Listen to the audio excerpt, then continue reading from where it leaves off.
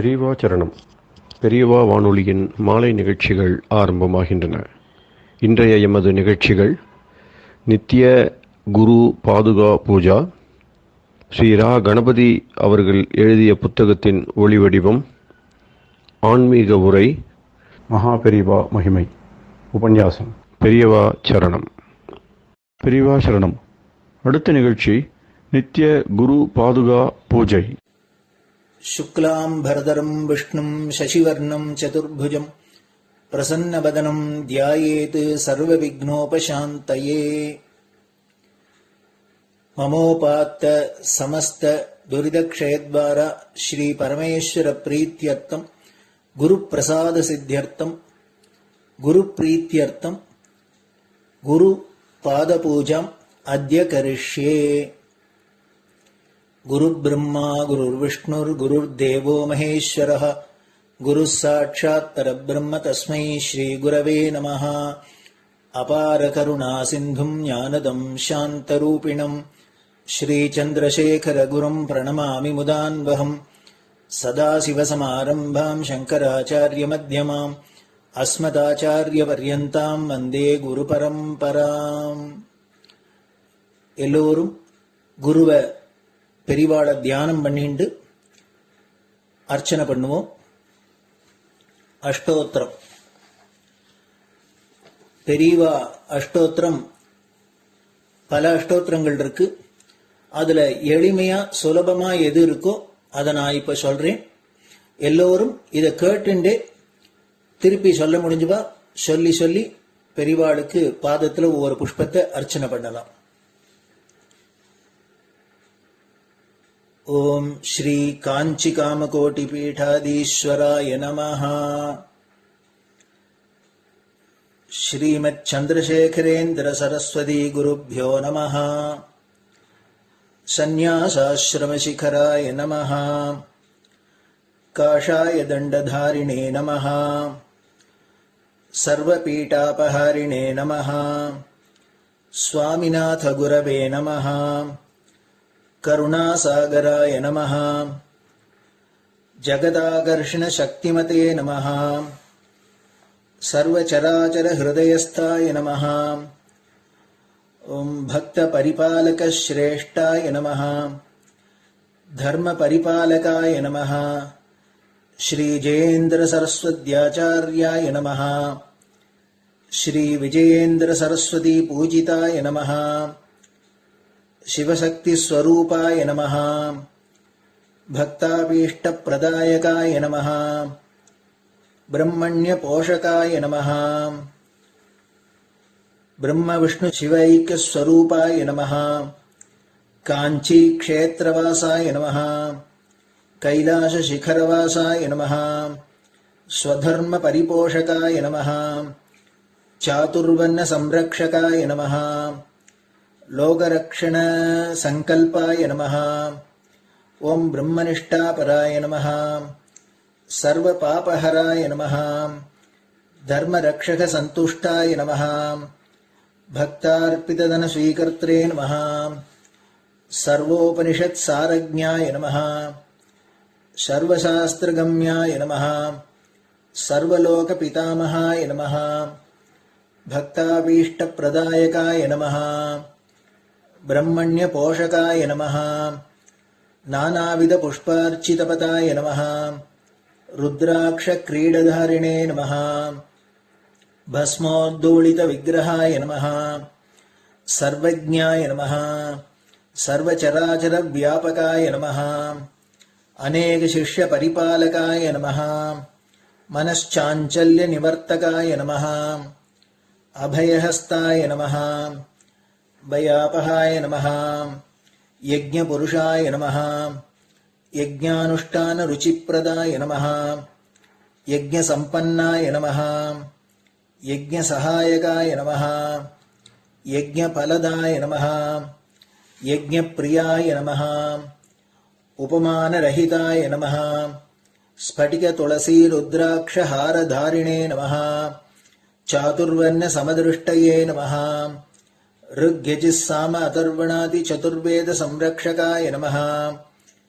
दक्षिणामूर्तिस्वरूपाय नमः जाग्रत् स्वप्न सुषुप्ति अवस्थातीताय नमः कोटिसूर्यतुल्यतेजोमय शरीराय नमः साधुसङ्गसंरक्षकाय नमः अश्वगज गोपूजा निर्वर्तकाय नमः गुरुपादुकपूजातुरन्तराय नमः कनकाभिषिक्ताय नमः स्वर्णबिल्वदलपूजिताय नमः सर्वजीवमोक्षदाय नमः मूकवाक्ताननिपुणाय नमः नेत्रदीक्षादानाय नमः द्वादशलिङ्गस्थापकाय नमः गानरसप्रियाय नमः ब्रह्मज्ञानोपदेशकाय नमः सकलकलासिद्धिताय नमः चातुर्वर्ण्यपूजिताय नमः अनेकभाषासम्भाषण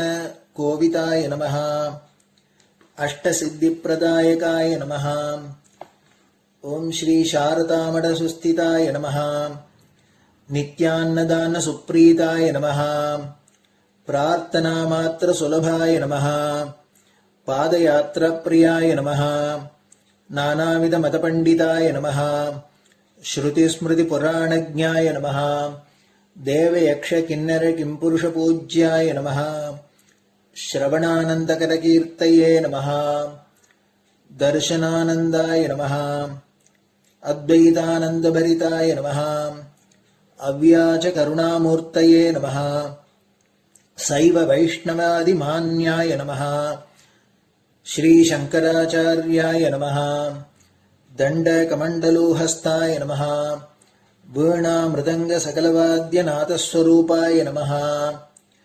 रामकथारसिकाय नमः वेदवेदाङ्ग आगमादिसकलकलासतस्प्रवर्तकाय नमः हृदयगुहाशयाय नमः शतरुद्रीयवर्णितस्वरूपाय नमः केदारेश्वरनाथाय नमः अविद्यानाशकाय नमः निष्कामकर्मोपदेशकाय नमः लघुभक्तिमार्गोपदेशकाय नमः लिङ्गस्वरूपाय नमः सालग्रामसूक्ष्मस्वरूपाय नमः कालड्यां शङ्करकीर्तिस्तम्भनिर्माणकर्त्रे नमः जितेन्द्रियाय नमः शरणागतवत्सलाय नमः श्रीशैलशिखरवासाय नमः डमरुकनादविनोदाय नमः वृषभारूढाय नमः दुर्मदनाशकाय नमः आभिचारिकदोषहर्त्रे नमः मिताहाराय नमः मृत्युविमोचकशक्त्याय नमः श्रीचक्रार्चनतत्पराय नमः दासानुग्रहकारकाय नमः अनुराधानक्षत्रजाताय नमः सर्वलोकख्यातशीलाय नमः वेङ्कटेश्वरचरणपद्मषट्पदाय नमः श्री महात्रिपुरसुन्दरी समेत श्री चन्द्रमौलीश्वर पूजाप्रियाय नमः श्रीमच्चन्द्रशेखरेन्द्र सरस्वती सद्गुरु परब्रह्मणे नमः गुरुभ्यो नमः परमगुरुभ्यो नमः परमेष्टिगुरुभ्यो नमः परात्परगुरुभ्यो नमः गुरुपरम्पराभ्यां नमः गुरुपादुकाभ्यां नमो नमः.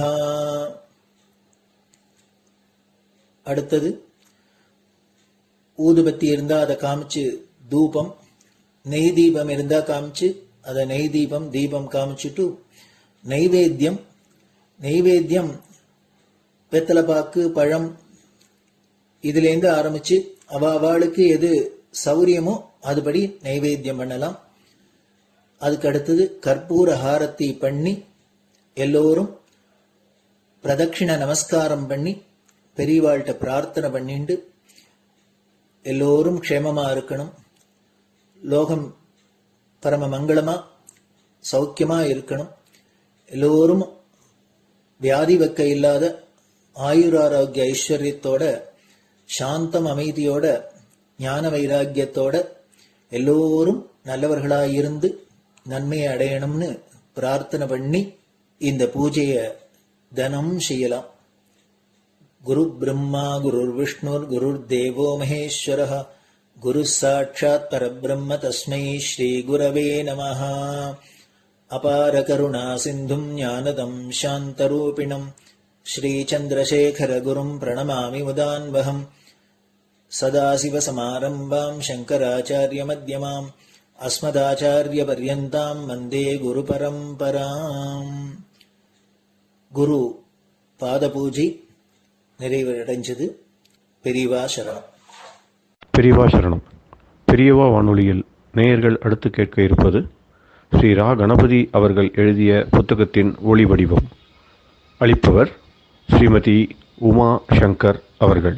தேனினும் இனிய சொல்லான் தீச்சுடர் மேனி கொண்டான் ஊனுயிர்க்குயிரதான ஒன்றினைக் கலந்து நின்றான் ஏனினிக் கவலை நெஞ்சே இன்றுனக் அருள் செய்தான் இஞ்ஞானவான் காமகோட்டி நாதனை நம்புவோமே.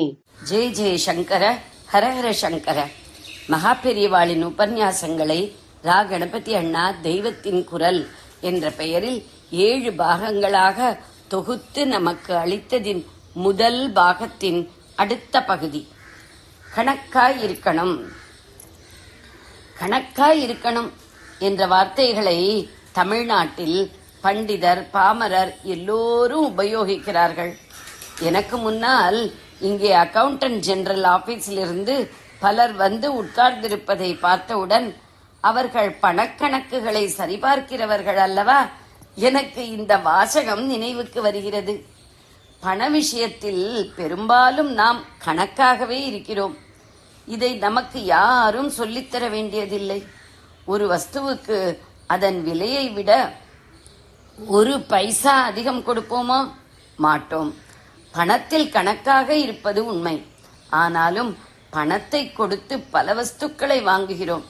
அவற்றில்தான் இத்தனை வஸ்துக்கள் நமக்கு போதும் என்று கணக்காக இருக்க மாட்டேன் என்கிறோம். நாம் நிம்மதியாக உயிர் வாழ்வதற்கு சொற்ப வஸ்துக்கள் போதும். இந்த வஸ்துக்களுக்கு தேவைப்படும் பணத்தை மட்டுமே நாம் சம்பாதனம் செய்வதென்றால் இப்போது போல் ஆலா பறக்கவே வேண்டாம். தேசம் விட்டு கண்டம் விட்டு எங்கெங்கோ போய் ஆச்சாரங்களை விட வேண்டாம். சம்பாதிக்க வேண்டி இருக்கிறது. அதற்காக ஆத்ம விசாரத்துக்கும் ஈஸ்வர தியானத்துக்கும் பரோபகாரத்துக்கும் செலவிட வேண்டிய காலத்தை எல்லாம் கணக்கில்லாமல் விரயம் செய்ய வேண்டி இருக்கிறது. 2 தினசில் கால விரயம். முதலில் சம்பாதிப்பதால் கால விரயம், அப்புறம் வேண்டாத வஸ்துக்களை தேடி தேடி போவதில் கால விரயம். நிகர விளைவாகவோ ஆத்மசாந்தியை குலைத்துக் கொள்கிறோம். திருப்தியே இல்லாமல் ஆசை வேகத்திலும் பல சந்தர்ப்பங்களில் ஆசை நிறைவேறாத ஏமாற்றத்திலும் மொத்துப்பட்டு அவஸ்தைப்படுகிறோம். நாம் உயிர் வாழ இந்த வஸ்து அவசியம்தானா என்று பார்த்து கணக்காக செலவு செய்வதே உண்மையில் கணக்காய் இருப்பதாகும். வேண்டாத வஸ்துக்களுக்கு பேரம் பண்ணி சாமர்த்தியமாக விலை பேசி அதற்கு 1 பைசா கூட அதிகம் கொடுக்கவில்லை என்பதால் கணக்காய் இருப்பதாகாது.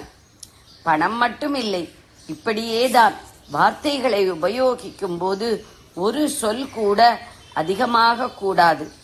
அளவாக கணக்காக பேச வேண்டும். அதனால் நமக்கும் சரி, நம் பேச்சை கேட்கிறவர்களுக்கும் சரி பொழுது மிச்சமாகும். வளவளவென்றும் பேசாமல் சுருக்கமாக சொல்ல வேண்டும் என்று பழகிக்கொண்டாலே புத்தியில் ஒரு தீட்சண்யமும் வாக்கில் ஒரு பிரகாசமும் உண்டாகும். சக்தியும் வீணாகாமல் இருக்கும். எனர்ஜி வேஸ்ட் ஆகாமல் இருக்கும். எத்தனையோ சண்டை சாடிகளும் மிச்சமாகும். கொட்டிவிடலாம், வாரிவிட முடியுமா என்று பாமர ஜனங்கள் கூட கேட்கிறார்கள். திருவள்ளுவரும் எதை காக்காவிட்டாலும் நாக்கை கட்டுப்படுத்தி காப்பாற்ற வேண்டும் என்கிறார். ஆனால் இப்போது லோகம் முழுக்க ஒரே பேச்சு யுகமாகத்தான் ஆகியிருக்கிறது. நியூஸ் பேப்பர்கள் எல்லாம் அவர் பிரசங்கம் இவர் பிரசங்கம் என்றுதான் போட்டு நிரப்புகின்றன. காரியத்தில் ஏதாவது நடக்கிறதா என்றால் சைஃபர் தான். அநேகமாக காரியத்தில் நடக்கவில்லை என்பது தெரியாமல் இருப்பதற்கே சண்ட பிரச்சண்டமாக பேசி ஏதோ பெரிதாக சாதித்து விட்ட மாதிரி பிரமையை உண்டு பண்ணி வருகிறார்கள். பணம், பேச்சு, அப்புறம் நாம் செய்கிற காரியத்திலும் அளவுடன் கணக்குடன் இருக்க வேண்டும். ஆசையாய் இருக்கிறது என்பதற்காக அவசியமில்லாத அல்லது கெட்டதான காரியங்களை செய்யவே கூடாது. ஆத்மஸ்ரேயசுக்கோ லோகக்ஷேமத்துக்கோ பிரயோஜனமில்லாத காரியங்களில் ஈடுபடவே கூடாது. எல்லாவற்றையும் விட முக்கியம் எண்ணத்தில் கணக்காய் இருப்பது. இப்போது நம் சித்தம் ஒரு க்ஷணத்தில் கோடி எண்ணங்களை எண்ணிவிடுகிறது. எண்ணத்துக்கு ஒரு கணக்கு வழக்கே இல்லாமல் இருக்கிறது. இப்படி அதை தரிகெட்டு போக விடக்கூடாது. எத்தனை கஷ்டப்பட்டாகிலும் கொஞ்சம் கொஞ்சமாக பிரயத்தனம் பண்ணி இந்த எண்ண ஓட்டத்துக்கு அணை போட்டே ஆக வேண்டும்.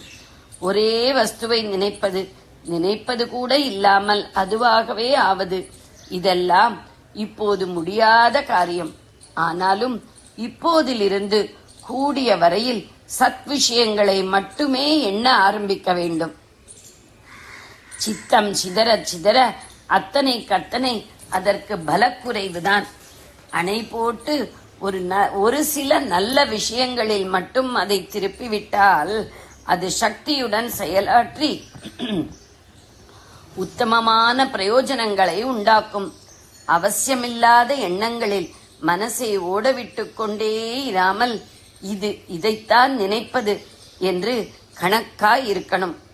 பண விஷயமே நமக்கு முக்கியமாக இருப்பதால் அதில் ஆரம்பித்து ஒவ்வொன்றாக எல்லா விஷயங்களிலும் பேச்சு, காரியம், நினைப்பு எல்லாவற்றிலும் கணக்காய் இருக்கணும் என்றேன்.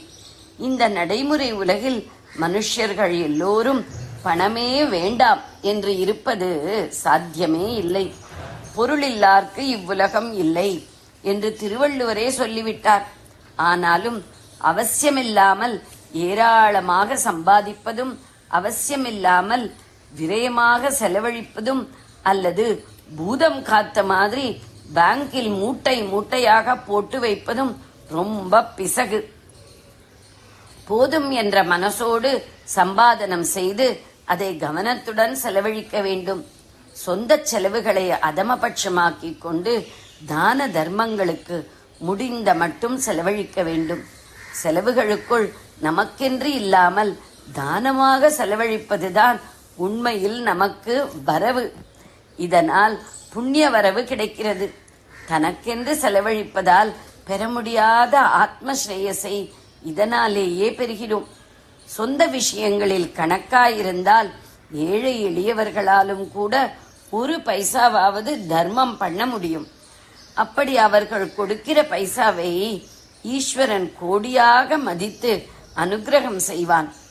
பரம ஏழைகளாக இருந்து கொண்டு தங்களால் முடிந்த சத்காரியங்களுக்கு உதவுகிற எத்தனையோ பேர் இருந்திருக்கிறார்கள், இப்போதும் இருப்பார்கள். ஓரொரு பணக்காரனுக்கும் தன்னை விட பணம் படைத்த ஒருத்தனை போல் தான் இருக்க வேண்டும் என்ற எண்ணம் இருக்கிறது. ஆடம்பரத்துக்கும் டாம்பீகத்துக்கும் ஊதாரித்தனமாக செலவழித்து கடன் படுகிறான். உலகத்தில் பணக்காரனுக்குத்தான் ஜாஸ்தி கடன் இருக்கிறது. இது விசித்திரமாக வேடிக்கையாக தோன்றினாலும் வாஸ்தவ நிலை இதுதான். ஏழைகள் எத்தனையோ பேர் கடன் இல்லாமல் இருக்கிறார்கள். பணக்காரர்களில் கடன் இல்லாமல் இருப்பவர்கள் துர்லபமாகத்தான் இருப்பார்கள். போலி அந்தஸ்தை விட்டால் அவனுக்கு இத்தனை செலவு கடன் இருக்கவே இருக்காது. லோகத்தில் எத்தனையோ பேர் கஷ்டப்படுகிற போது நாம் இத்தனை டாம்பீகங்கள் செய்வது நியாயமா என்று அவரவரும் கேட்டுக்கொண்டு செலவை தர்ம நியாயமாக கட்டுப்படுத்திக் கொண்டால் எத்தனையோ தான தர்மம் பரோபகாரம் செய்யலாம். லோகத்தில் ஒருத்தருக்கும் சாப்பாடு இல்லை, துணி இல்லை என்கிற குறையில்லாமல் செய்துவிடலாம். இப்போது செய்கிற டாம்பீகத்தால் ஒரு நாளும் பெற முடியாத ஈஸ்வரானுகிரகத்தையும் இந்த பரோபகாரத்தினால் பெற்றுவிட முடியும். ஏழைதான் என்றில்லை, பணக்காரனும் கூட இந்த வஸ்து நமக்கு தேவைதானா? இது இல்லாவிட்டால் பிராணன் போய்விடுமா? இது இல்லாமல் ஜீவிக்க முடியாதா? நம் அப்பாவும் தாத்தாவும் இது இல்லாமலே சௌக்கியமாக இல்லையா என்று அவ்வப்போதும் கேட்டுக்கொண்டு செலவழிப்பதில் கணக்காய் இருக்கணும்.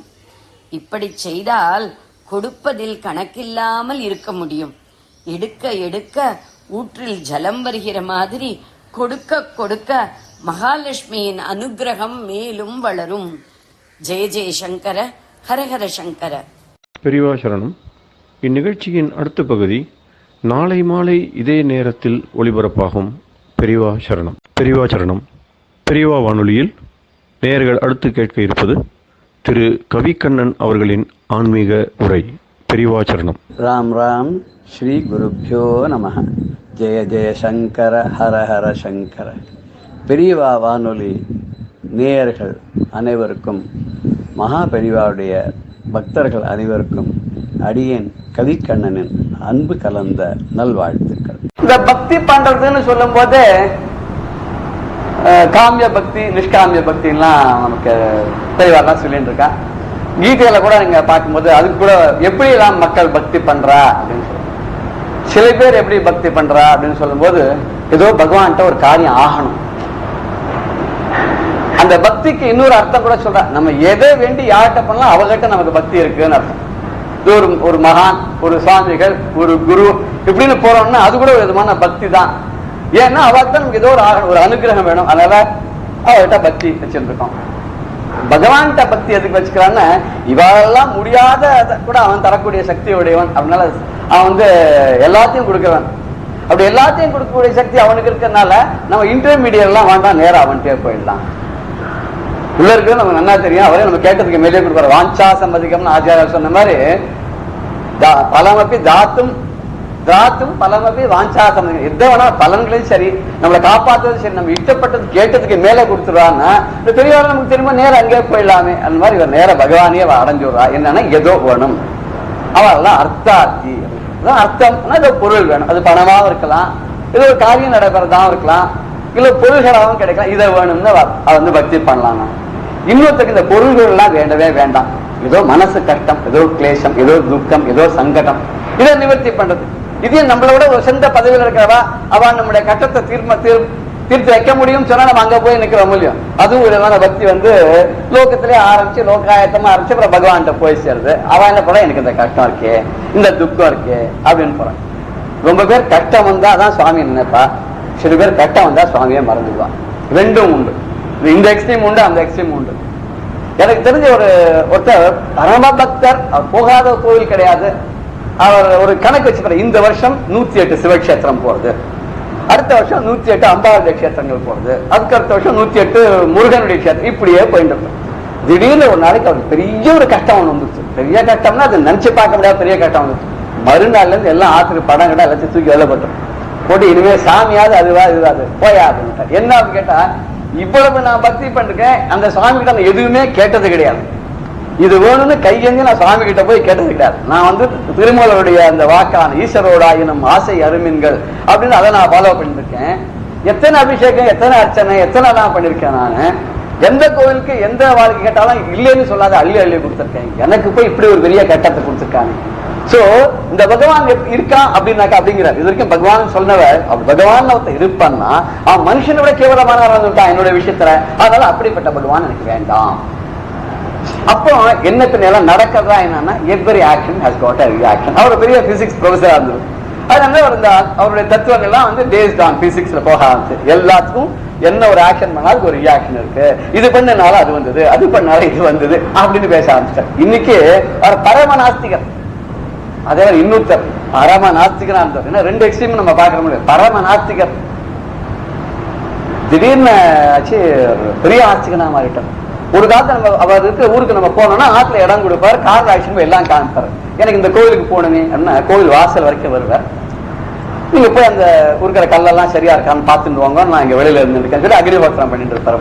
அப்படின்னு வார்த்தை நம்ம யூஸ் பண்ணக்கூடாது. இருந்தாலும் ஒரு நாசுக்கா சொல்றதுக்காக சொல்றேன். புனிதமான வார்த்தை அப்படி சொல்லக்கூடாது, இருந்தாலும் சொல்றோம். நாம உள்ள போய் சாமி எல்லாம் பார்த்துட்டு வருவோம். வந்தப்ப என்ன எல்லாம் சொக்கமா இருக்கா, உள்ள எல்லாரும் எல்லாம் நடக்கிறதா, போயிட்டு வாங்க, இப்படி எல்லாம் அலையிற பைத்தியமா அப்படின்னு திட்டுவார். அந்த மனுஷனுக்கு ஒரு 20 வருஷம் கழிச்சு இப்ப எப்படி இருக்காருன்னா, நீங்க தமிழ்நாட்டுல எந்த கோயிலை பத்தி கேளுங்க, கரெக்டா எல்லாம் சொல்லுவார், ஃபர்ஸ்ட் கிளாஸா சொல்லுவார். இந்த இடத்துல இது இருக்கே பாத்தியாடா அப்படின்னு கேட்பார். ஏதாவது கோயில் ஒரு விஷயம், இந்த கோயிலுக்கு போயிட்டு அந்த கோயில் என்ன விசேஷம் இது தெரிஞ்சு வந்தியாடான்னு, அடுத்த தடவை போச்சு இதை பாருங்க அப்படின்பார். அப்புறம் எங்கேயோ ஊருக்கெல்லாம் கேத்திராரெல்லாம் போறலாமே, என்னைக்கு போற சொல்லுங்க, முடிஞ்சா நானும் உங்களோட வரையணுங்கிறார். நமக்கு முன்னாடி போய் எல்லா ஏற்பாடும் பண்றேன், எனக்கு அங்க அவாள தெரியும் இவாள தெரியும், இங்க சமயப்பட வேண்டாம் எல்லா ஏற்பாடும், இப்படி ரெண்டும் இருக்கு. அவருக்கு என்ன ஆயிருக்கு கேட்டா, ரொம்ப ஒரு முட்டாளான ஒரு பையன். அந்த பையன் திடீர்னு ஓஹோன்னு படிக்க ஆரம்பிச்சிட்டான். அதுக்கு யாரோ ஒரு பெரியவர் ஏதோ ஒரு ஜப்பம் ஒன்று சொல்லி கொடுக்குறாரு. அந்த பையன் தினம் 107 தடவை காத்தால சாயங்காலம் சொல்லிட்டு இருக்கான். அப்புறம் இவருக்கு நீ ஒன்னும் பண்ண வேணாம் ஐயா, இந்த வெறும் இந்த காயத்ரி மந்திரத்தை சும்மா கை கால் அன்படி சொல்லிட்டு இரு காத்தால சாயங்காலம் அப்படி சொல்ல ஆரம்பிச்சவன் எனக்கு திருக்கால சந்தியாவந்தனம் பண்ணிட்டு இருக்கான், எல்லா கோவிலுக்கு போறான். இது ரொம்ப ஆச்சரியமா இருக்கு. கேட்டா அந்த பக்தியில எப்படி என்ன யாருக்கு வரும்ன்றது நம்மளால சொல்ல முடியாத ஒரு நிலை. இப்படி மாறுறவாள் இருக்கா, அப்படி மாறுறவாள் இருக்கா. ஆக மொத்தத்துல பார்த்தா எதையோ எதிர்பார்த்துட்டு போறோம் நம்ம சுவாமி கிட்ட.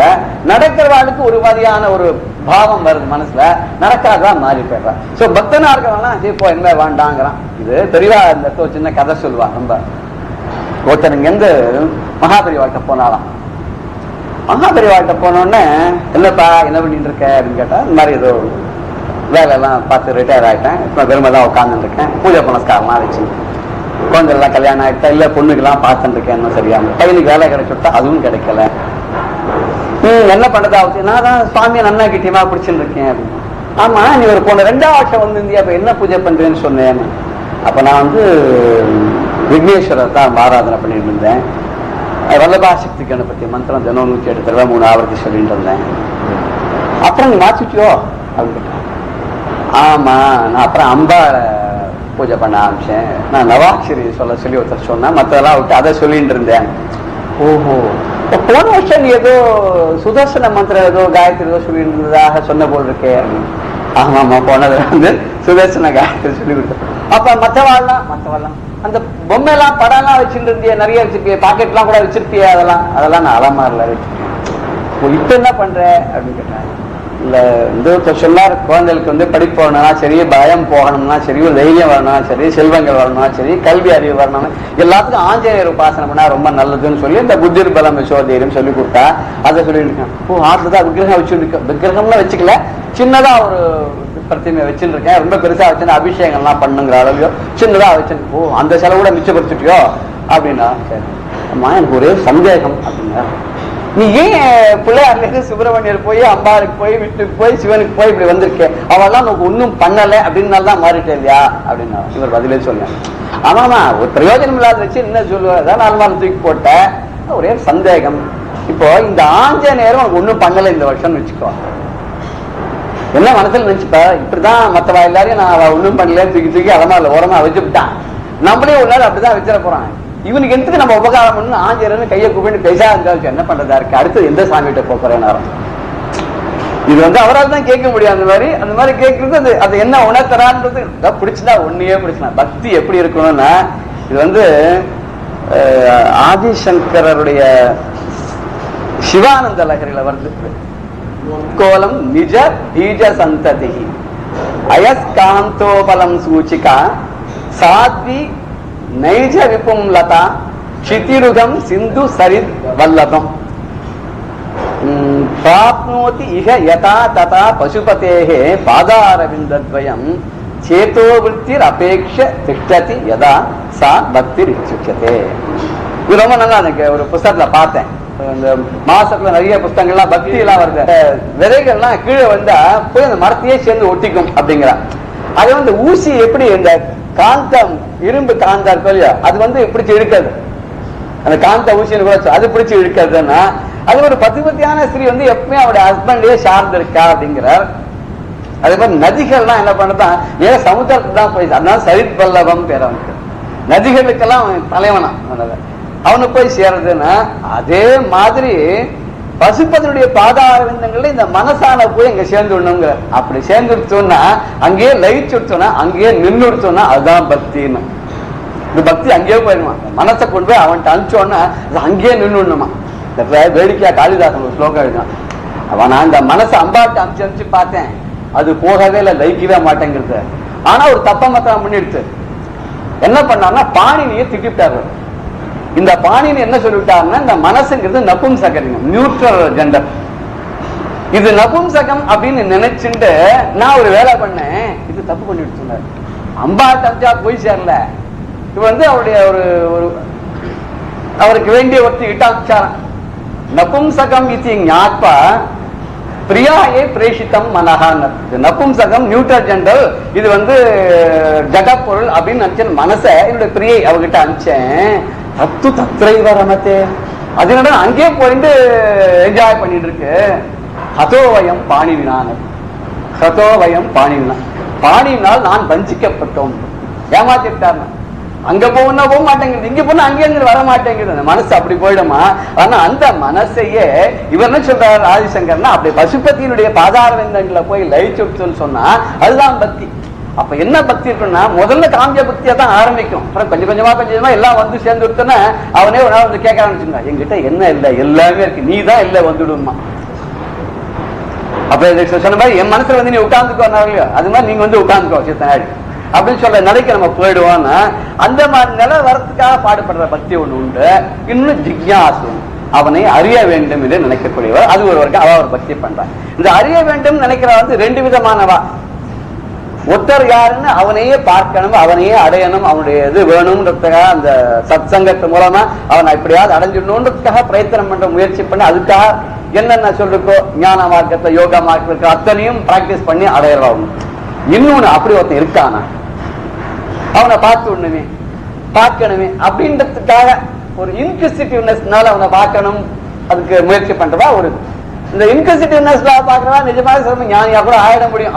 அவனை பார்க்கணும், பார்த்த அப்புறம் அதான் மாற முடியும். அடுத்து ஞானிகள் அப்படின்னா, இந்த ஞானிகள்ங்கிற வரைக்கும் எதுவுமே தேவையில்லை.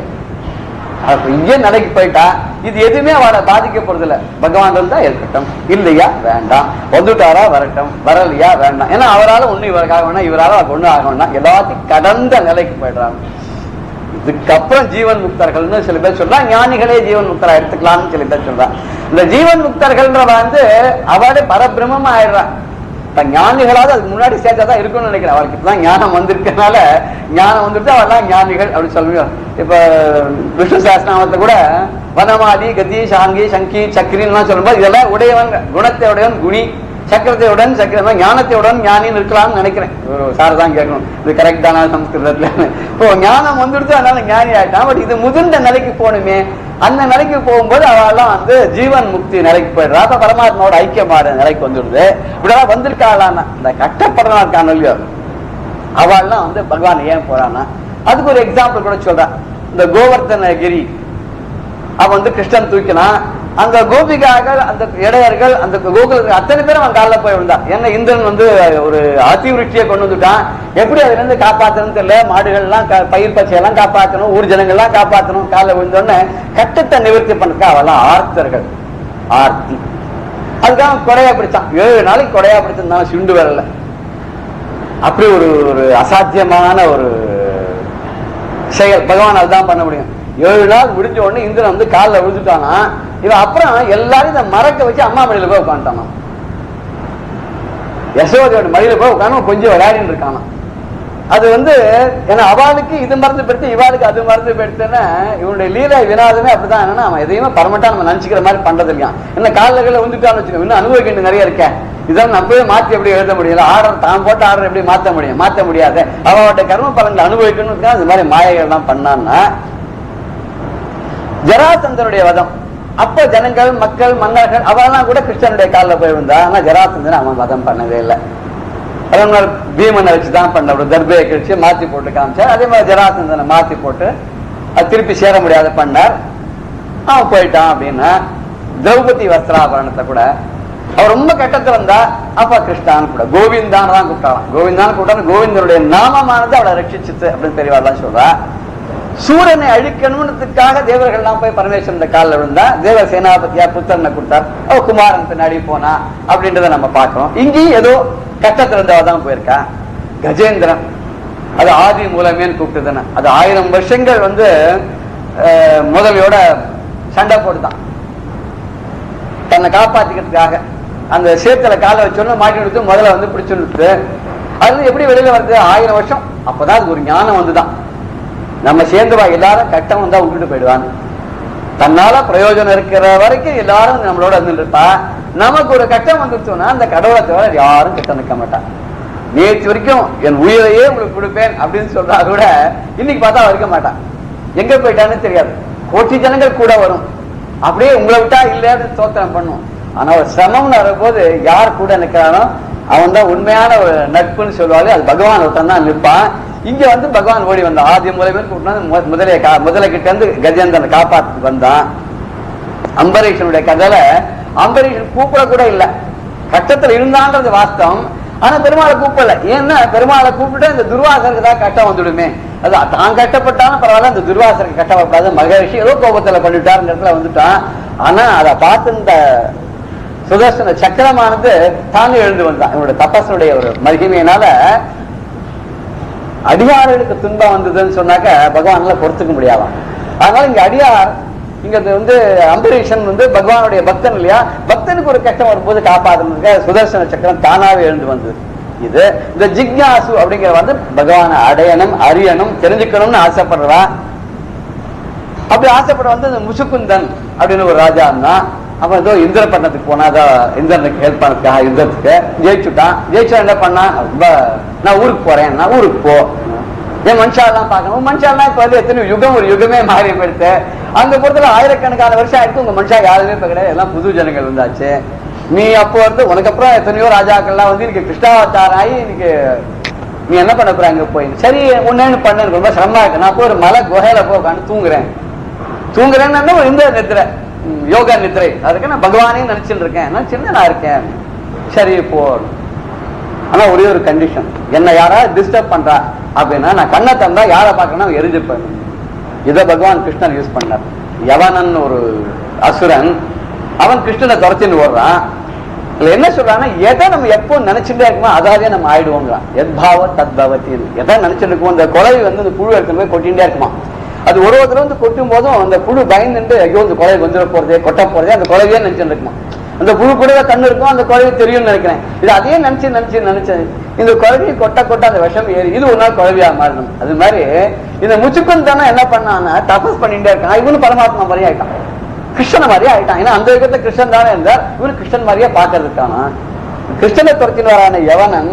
அப்ப இவர் என்ன பண்ணார், கிருஷ்ணன் காடு மலை எல்லாம் ஏறி தாண்டி இந்த குகையில முச்சுக்குந்தன் இடத்துக்கு வர தன்னுடைய மேல் வஸ்திரத்தை எடுத்து அந்த முச்சுக்குந்தன் போட்டு பின்னாடி போய் ஒழிஞ்சு விடுறான். இந்த யவன் அங்கேருந்து வரான், உள்ள பார்த்தா ஏன் அந்த கிருஷ்ணன் இங்க ஒளிஞ்சுட்டு மேல துணியை போட்டு மூடிட்டு இருக்கான். என்ன பண்றேன் பாருங்க, துணியை விளக்கிட்டு ஒரு உதச்சான். உதச்ச உடனே அந்த முச்சுக்குந்தர் கண்ணை திறந்து பார்த்தாரு. பார்த்த உடனே யவன் தசம் ஆயிட்டான். இப்போ இவன்கிட்ட இருந்து தப்பிச்சுக்கிறதுக்கும் ஜனங்கள்லாம் கட்டப்பட்டிருப்பான். ஆனா இங்க முச்சுக்குந்தனுக்கு ஒரு அனுகிரகம் பண்றதுக்காக கிருஷ்ணன் அங்க வந்தார். அப்புறம் இவருக்கு அனுகிரகம் பண்ணாராம். நான் இந்த ஒரு விளையாட்டை பண்ணதுக்கு அதுக்காக தான் பண்ணேன், அதனால உண்மையா உனக்கு மோட்சத்தை கொடுத்த நீங்க இருந்து போயிடு. அவன் ஜிக்ஞாசு, கடவுளை அறியணும் அப்படின்ட்டு தபஸ் பண்ணா, அடையணும் தபஸ் பண்ணல. சபரி கூட ராமனுக்காக காத்திருந்தா, பார்க்கணும்னு காத்திருந்தா. ராமன் போய் மோட்சம் தரும் போது வேண்டாம் காலம், ஜடாயுக்கெல்லாம் மோட்சம் கொடுத்தாரு. ஆனா ராமன் மோட்சம் கொடுக்கிறேன்னு போது சபரி எனக்கு வேண்டான்ட்டாலாம். அதே சபரி தான் கிருஷ்ணாவதாரத்துல இழந்த பதக்காரியா வந்தாலும் சில பேர் கதை சொல்றா, புராணிகள் எல்லாம் சொல்றா. அவன் அந்த கிருஷ்ணன் வாசல்ல அந்த இழந்த பதக்காரி வந்திருக்கா, அவளை நிறுத்திட்டு உள்ள இருந்து கை நிறைய அரிசி எடுத்துன்னு வரான், நெல் எடுத்துன்னு போடுறான். அவன் வீட்டுல இருந்து கிளம்பி வாசல வர வரைக்கும் இந்த கையில நிறைய ஓட்டைகள்லாம் இருக்கும், அதுல நெல் எல்லாம் கீழே வந்து விடுறான். கடைசியில் 5 மணியோ 6 மணி தான் மிச்சம் இருக்கான். அதை கொண்டு அந்த இழந்த பதக்காரிட்ட நிறுத்துறான். அவன் கையில பார்த்தோன்னு இந்த கையில இந்த ரேகைகள், சங்கர் நிதி பத்ம நிதின்னு சொல்லலாம், அந்த ரேகைகள் கரை. அடாடா, அதே ராமன் தான் இப்ப கிருஷ்ணனா வந்திருக்கான், அவனை விடப்படாது கிட்டியமா சொல்லிட்டு அவனை கூட இருக்க அத்தனை இழந்த பழத்தை எடுத்துட்டு வந்தாலும் அது கொடுத்த உடனே அவன் இவ்வளவு வேண்டாம் எனக்கு கை நிறைய கொடுங்கிறான். கை நிறைய வாங்கிட்டு உள்ள போறான், மூட்டை எடுத்துக்கு தள்ள வச்சுக்கிறான். அன்னைக்கு வியாபாரம் முடிஞ்சுடுச்சு. வீட்டுக்கு போய் இறக்கி வச்சா ஒரே கனமா இருக்கு. இழந்த பழம் வாங்கிட்டு ரொம்ப லேசா இருந்தது. இறக்கி வைக்கும்போது இவ்வளவு கனமா இருக்கேன்னு பார்த்தா அத்தனை ரத்தனமா இருந்தான். ஆனா அவன் எதையுமே எதிர்பார்க்கல, மோட்சம் கொடுத்தா கூட வேண்டான்னா. ஆனா கிருஷ்ணன் என்ன பண்ணா, ஜென்மா பறிந்து இனிமே இழந்த பட்டு தூக்கின்னு போக வேண்டாம் அவளுக்கு ரத்னங்கள் கொடுத்துட்டான். கொடுத்து அவளையும் மோட்சத்தை அனுப்பிச்சிட்டான். இவெல்லாம் பார்க்கணும்னு நினைச்சா அதுக்கு மேலேயே கொடுத்தான். வாஞ்சாசம் அதிகம் கொடுத்தான், கேட்டதுக்கு மேல விரும்பினதுக்கு மேல கொடுத்தான். ஜனகர் தபஸ் பண்ணார். அவர் சுத்தி என்ன நடந்தாலும் அதுக்கு கவலைப்படல. அவர் ஊரே எரிஞ்சு போற மாதிரி அவருடைய குரு பண்ணார். அவர் மாய தோற்றம் கவலையப்படலாம். இதெல்லாம் படைச்சது எல்லாம் பகவானோட எந்த இல்லை. அவன் நினைச்சிருக்கான் இந்த மாதிரி பத்தின்னு எடுத்து அவன் நினைச்சான்னா அதாவது சரியாயிடும். அதனால எனக்கு இதை பத்தி ஒண்ணுமே இல்லை இருந்தார். அப்படி எதுலையுமே ஒரு நிச்சலமா இருந்தார் அவர். உத்தவர், இந்த உத்தவர் அன்பு பண்ணார் கிருஷ்ணன்ட்ட. அவரும் கிருஷ்ணன்ட்ட எதையும் கேட்டதாக ஒரு பிரதிபலன் எதிர்பார்த்து பக்தி பண்ணதா இல்ல. கிருஷ்ணனை தெய்வமா அவர் நினைச்சிருக்கார். தெய்வம் தானாலும் அறிஞ்சிக்கிறதுக்காக கூட அவர் அவனோட ரொம்ப இதுவாக்கலாம். ஆனா ஒரு சமயத்து அவரு கூட சில ஈகோலாம் வந்திருக்கு. தன்னை தவிர அவர் யாரும் கிருஷ்ணன் எவ்வளவு பக்தி பண்ணிருக்க முடியாதுன்னு ஒரு ஈகோ கூட அவருக்கு வந்திருக்கு. அதுக்காக கிருஷ்ணன் ஒரு தடவை சொல்லி நீ போய் கோகுலத்துக்கு போய் பார்த்துட்டு வாங்கினாராம். அங்க இருக்க மக்கள் எல்லாம் போய் பார்த்துட்டு அவெல்லாம் எப்படி இருக்கான்னு விஜயாசன் வாங்க. இவர் போயிட்டு அங்க இருக்கிறவங்க பக்தியை பார்த்தோன்னா அரண்டு போயிட்டான். அடாடா, கோகுலத்துல இருக்கிற அவ கோபிகைகள்லாம் கிருஷ்ணன் வந்து 10-15 வருஷம் ஆயிடுச்சு, இன்னும் இவ்வளவு பக்தியோட இருக்காளைவான், நமது ஒண்ணுமே இல்லை. வெடிக்கா சொல்லி அனுப்பிச்சாராம். கிருஷ்ணனுக்கு ஒரே தலைவலி. அதனால அவ நடந்து போன இடத்துல இருக்கிற கொஞ்சம் மண் எடுத்துன்னு வந்து தேய்ச்சினாதான் தலைவலி போகும்னு சொல்லணும். அது ஒண்ணு யார் யாரும் கேட்டா ஒத்துழைப்பு தர மாட்டேன்ட்டான். இது வந்து நாரதர் பண்ணதா சொல்லுவா. நாரதர் அங்கிருந்து போய் கேட்ட உடனே அவ அத்தனை பேரும் அங்க புழுதியை எடுத்து சலிச்சு கையில போட்டு கொடுத்தது கிருஷ்ணனுக்கு எடுத்துன்னு போய் கொடுங்க. கிருஷ்ணனோட தலைவலி தீந்தா போறோம். உத்தவர் கொடுக்கல, ருக்மிணி கொடுக்கல, சத்யபாமா கொடுக்கல, ஆனா கோபிகைகள் தான் கொடுத்தாங்க. அதை பார்த்துட்டோம்னா உத்தவருக்கே தோணுட்டான், ஆஹா நம்ம பக்தியோட அவ பக்தி எவ்வளவு சிரேஷ்டமானதுன்னு. ஆனா இவரை பகவான் அறிஞ்சுக்கணுத்துக்கு அந்த எதுவுமே கேட்டு வந்தது பண்ணல. பட் காரியம் ஆகணும், ஏதோ ஒரு பொருள் கிடைக்கணும் அப்படின்னு வந்து சுக்ரீவன் ராமனுக்கு சேவைப்பட ராஜ்யம் ஒண்ணுதான். விபீஷன் அதுக்கு இது பண்ணா, விபீஷனை பட்டாபிஷேகத்துக்காக பண்ணான். உபமன்யுன்னு ஒருத்தன் தான். அவன் வந்து அடுத்த வேலை பாலுக்கு கூட கஷ்டப்படுறாரு. ஒருமையான ஒரு குடும்பமா, ஒரு வைதீக குடும்பமா. அவன் அம்மா சொன்னாலும் அவனுக்கு பகவானால் தான் அவனுக்கு எல்லாம் கொடுக்க முடியும். உடனே தபஸ் பண்ண போயிட்டான். துருவன் என்ன பண்ணான்னா அப்பா முடியல உட்கார்றதுக்காக தபஸ் பண்ணான். அப்புறம் தான் வந்து சங்கால கண்ணத்தை தடவினா அவனுக்கு ஞானம் வந்துடுச்சு. ஒண்ணுவே வேண்டாம். பிரகலாதனுடைய பக்தி சொல்லும்போது ஞானம் பக்தி தேர ஒண்ணு வேண்டாம், ஒன்னை கொடுத்து ஒண்ணு வாங்குற வரைக்கும் பக்தியை வியாபாரமா பண்றதுக்கு நான் விரும்பல. உன்னுடைய கருணா கட்டாட்சம் என்கிட்ட எனக்கு இருக்கிற வரைக்கும் எனக்கு வேற எந்த இதுவும் இந்த உலகத்துல தேவையே இல்லை. அப்படியே அவன் பக்தி பண்ணான். சனகாதி முனிவர்கள் எதுவுமே வேணாம், எதுவுமே வேண்டாம். எப்போ வந்து நிச்சலமான பக்தி இருந்தா போதும். எப்ப வேணாலும் எந்த இடத்துக்கு வேணாலும் போய் சுவாமியை பார்க்கக்கூடிய ஒரு அவளுக்கு அனுகிரகம் இருந்தது, அவளுக்கு அது போதும். சுக பிரம்மம் அப்படியே அவதூத்தரா அவர் போயிட்டே இருந்தார். அது எதை பத்தியும் கவலை. அவர் வந்து பிரம்ம ஞானி. அவர் ஸ்ரீமத் பாகவதத்துல சொல்ற விஷயங்கள்லாம் பார்க்கும்போது எப்படி அந்த பரீட்சத்துக்கு இவ்வளவு விஷயங்கள்லாம் சொல்லிருக்கான்னு ரொம்ப ஆச்சரியமா இருக்கு. அதுவும் தசமஸ்கந்தத்துல தான் பார்க்கச்ச அவர் ஒரு வர்ணையும் ராசக்கிரீட வர்ணனை பண்றது ஒன்னொன்னையும் பார்க்கச்ச ரொம்ப ஆச்சரியமா இருக்கு. இந்த குழந்தையோட பால லீலைகள்லாம் சொல்றதெல்லாம் பார்க்கச்ச இவர் எங்க பார்த்தாரு ஒண்ணுமே பார்க்காத பிரம்மஞானியா உட்கார்ந்தவர் இது சொல்லணும்னு சொன்னாக்க அத்தனை அழகா சொல்லியிருக்கார். இது ரொம்ப விசேஷமா இருக்கு. அவருக்கு பெரிய பக்தர், ஞானி. ஆஞ்சநேயர் அதே ஒரு ஞானி.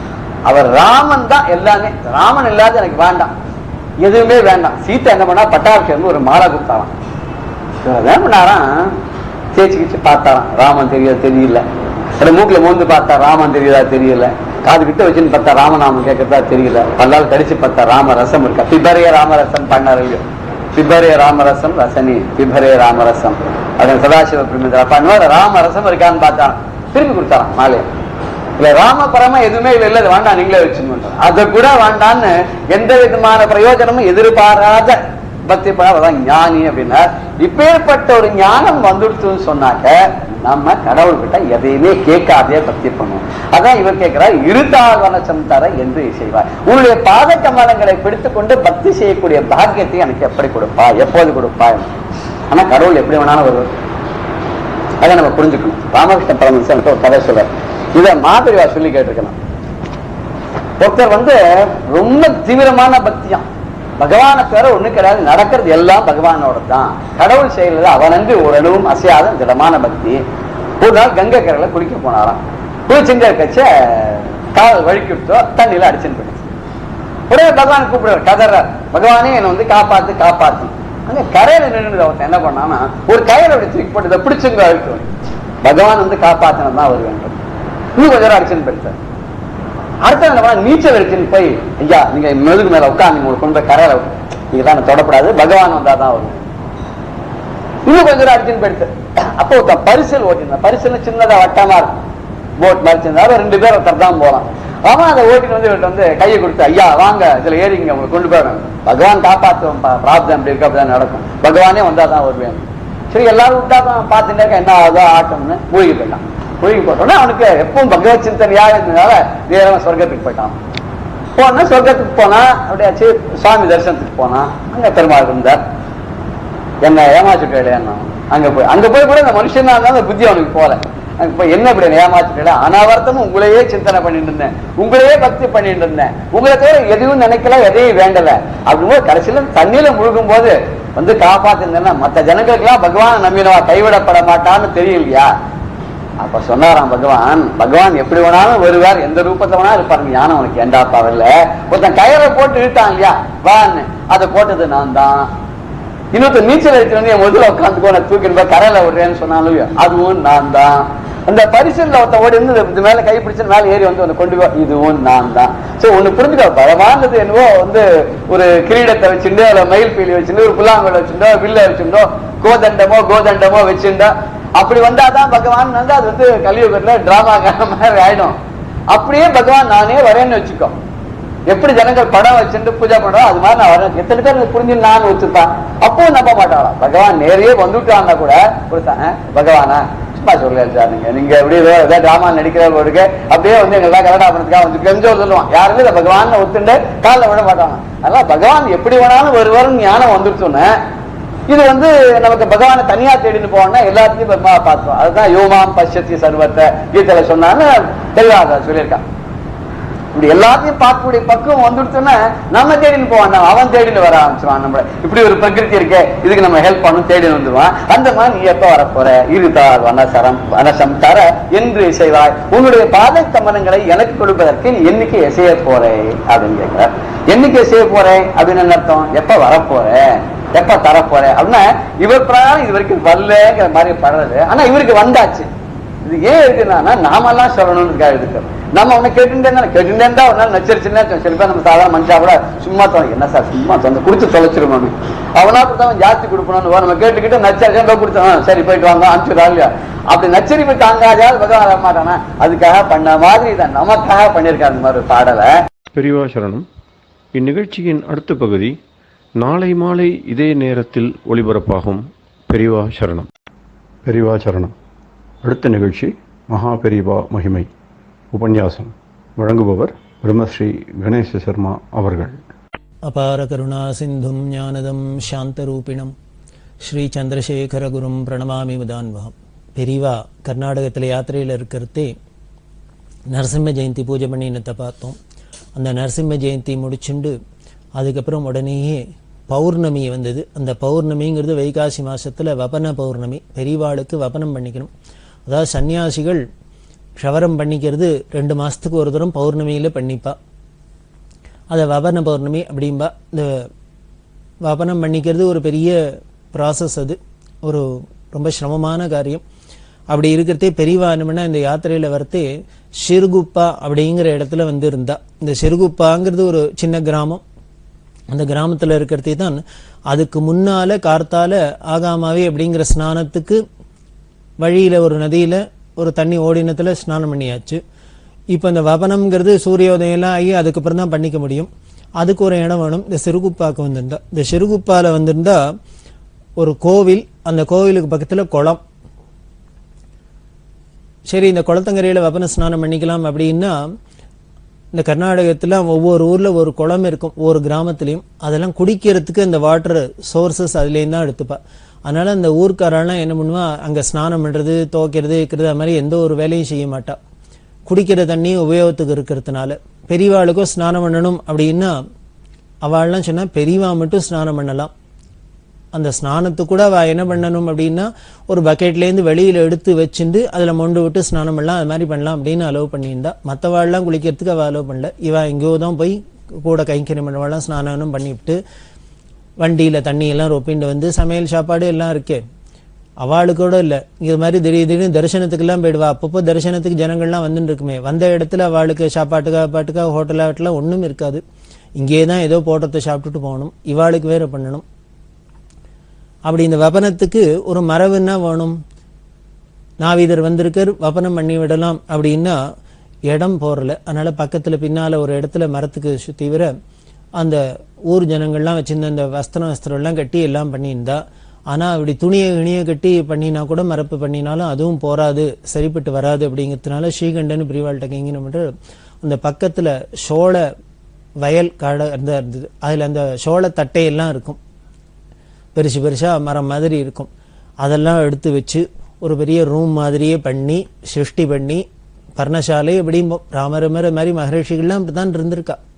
அங்கங்கே என்னென்ன இலை செடி கொடியெல்லாம் கிடைக்கிறதோ அதெல்லாம் வச்சுட்டே ஒரு வீடா மாதிரி பண்ணிட்டு பர்ணசாலையாக பண்ணிட்டு, அதனால பர்ணசாலைன்னு தான் அதுக்கு பேர். அதுபோல தான் இந்த சோளத்தட்டையில் ஒரு பர்ணசாலையை பண்ணி பெரியவாளுக்கு வபனத்துக்கு ஏற்பாடு பண்ணி விட்டா. பண்ணினா கிட்டத்தட்ட 11 மணிக்கு வபனம் ஆரம்பிச்சுது. மத்தியானம் 12:30 மணி 1 மணி வாக்கில் வபனம் முடிஞ்சுது. இந்த வபனம் முடிஞ்சு பெரியவா ஸ்நானம் பண்ணி அதுக்கப்புறம் மாத்தியானி அனுஷ்டானம் எல்லாம் பண்ணி பெரியவாளுக்கு பிட்சை பண்ணி கூட கைங்கரியமெல்லாம் சாப்பிட்றதே கிட்டத்தட்ட 3 மணி போல் ஆகிடும். வடிகார்த்தால ஏந்துட்டு ஆகாம ஸ்நானம் அப்படின்னு சொன்னோம் இல்லையா, அதுக்கு வேற ஒரு தூரம் பண்ணியாச்சு. அதே மாதிரி இங்கே வந்து வபனம் பண்ணிட்டு 2 மணி நேரம் போல் வபனத்துக்கு உட்காந்துட்டு வபனம் பண்ணிட்டு அதுக்கப்புறம் ஸ்நானம் பண்ணி அனுஷ்டானம் எல்லாம் பண்ணி பிட்சையெல்லாம் பண்ணினது. பெரியவாளுக்கு கொஞ்சம் ஜுரம் வர ஆரம்பிச்சுடுத்து, டெம்பரேச்சர் வந்துடுத்து,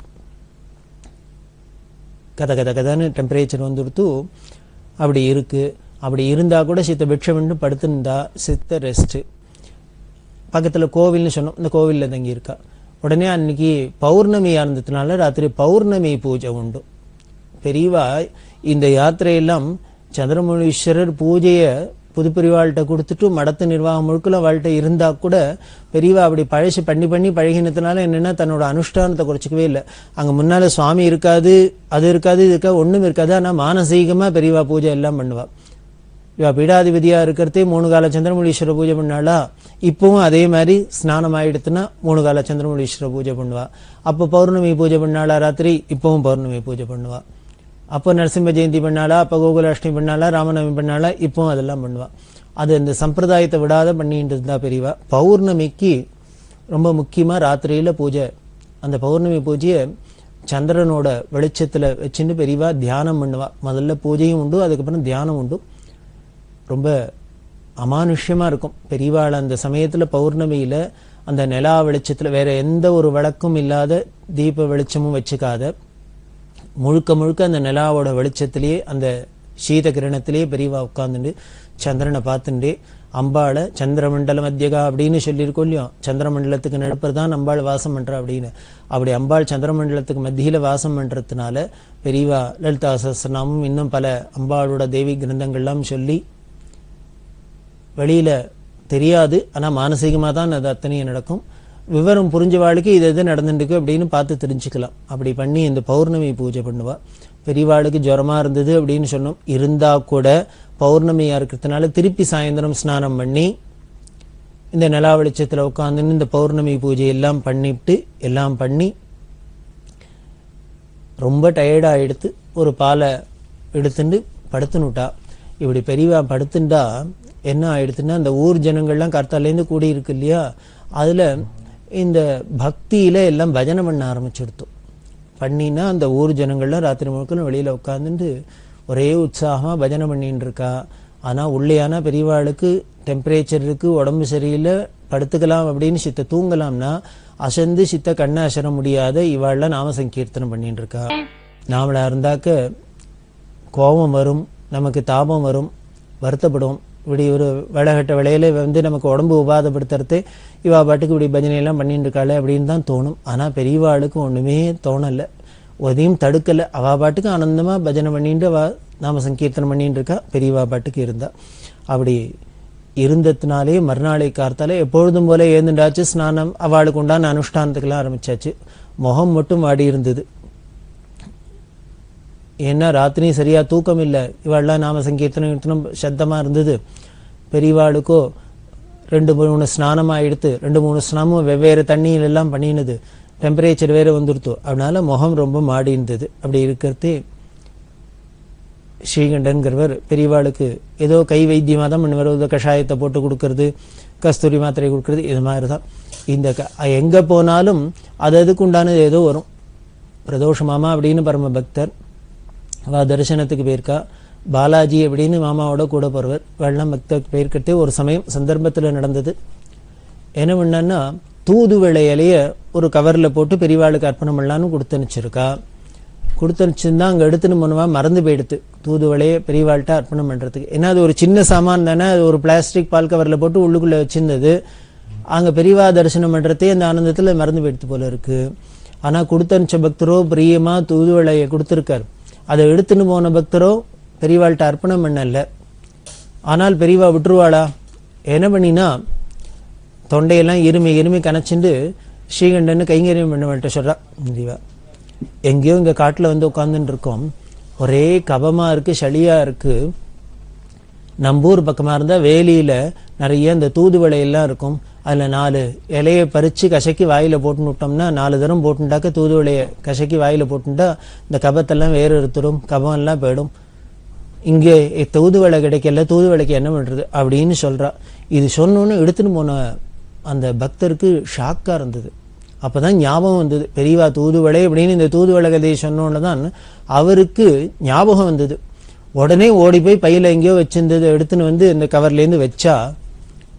பெரியவா சிரிச்சுட்டே சொல்கிறா, இப்போ தான் தூதுவளைன்னு கேட்டோம், உடனே வந்துடுத்து பாரு அப்படின்ட்டு நம்ம எதை நினைச்சாலும் ஆசைப்பட்டாலும் கிடைச்சிடுறது அப்படின்ட்டு அந்த தூதுவளையை எடுத்து தான் கசக்கி வாயில் போட்டுருக்கிறா. அப்படின்னா இது எதை காமிக்கிறது அப்படின்னு சுவாமி கீதையில் சொல்கிறாரு, உன்னால் என்ன முடிஞ்சதோ அர்ப்பணம் பண்ணேன்.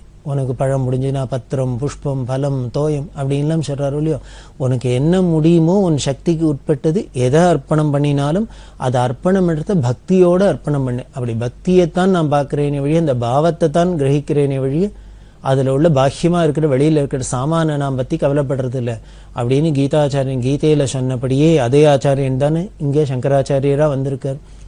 அதனால்தான் பெரியவா என்ன பண்ணுறா, யாரோ ஒரு பக்தர் தன்னோட பக்தியினால பெரியவாளுக்கு தூதுவளை கொடுக்கணும் அப்படின்னு கொடுத்தத அது விட்டு போயிடாத இருக்கணும், தங்கிட்ட வந்து சேராத இருக்க போகிறதே அப்படிங்கிற ஒரு கவலையினாலேயே பெரியவா இதுக்கு ஒரு கதையை சொல்லி, நம்ம ஊர் பக்கமாக இருந்தால் தூதுவளை உடனே கிடைக்கும், இங்கே எங்கே போகலாம் அப்படி இப்படின்லாம் ஒரு நாடகத்தை பண்ணி இந்த தூதுவளையை தான் எடுத்துட்டு ஸ்வீகரிச்சுட்டா அப்படின்னு ஒரு சந்தர்ப்பத்தில் நடந்த நிகழ்ச்சி.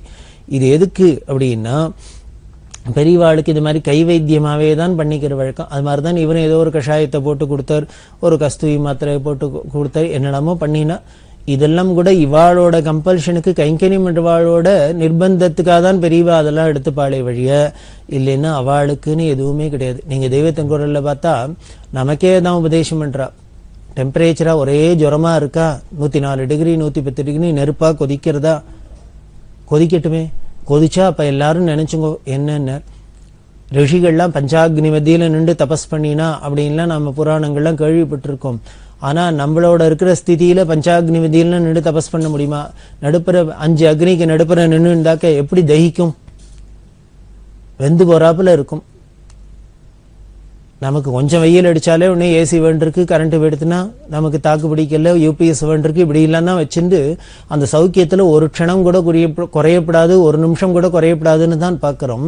ஆனால் பெரியவா என்ன உபதேசம் பண்ணுறாங்க, இந்த பஞ்சாக்னி மத்தியில் நின்று தபஸ் பண்ணினா எல்லாம் ஒரு ஏறும், நமக்கு பெரிய க்ஷேமம் அப்படின்னு சொல்லியிருக்கு. நம்மளாவே போய் உட்காந்துன்னு அந்த காலத்து ரிஷிகள் மாதிரி பஞ்சாக்னி மத்தியில் நடுப்புற வலியை போய் உட்காந்துன்னு நம்ம தபஸ் பண்ண போகிறது இல்லை.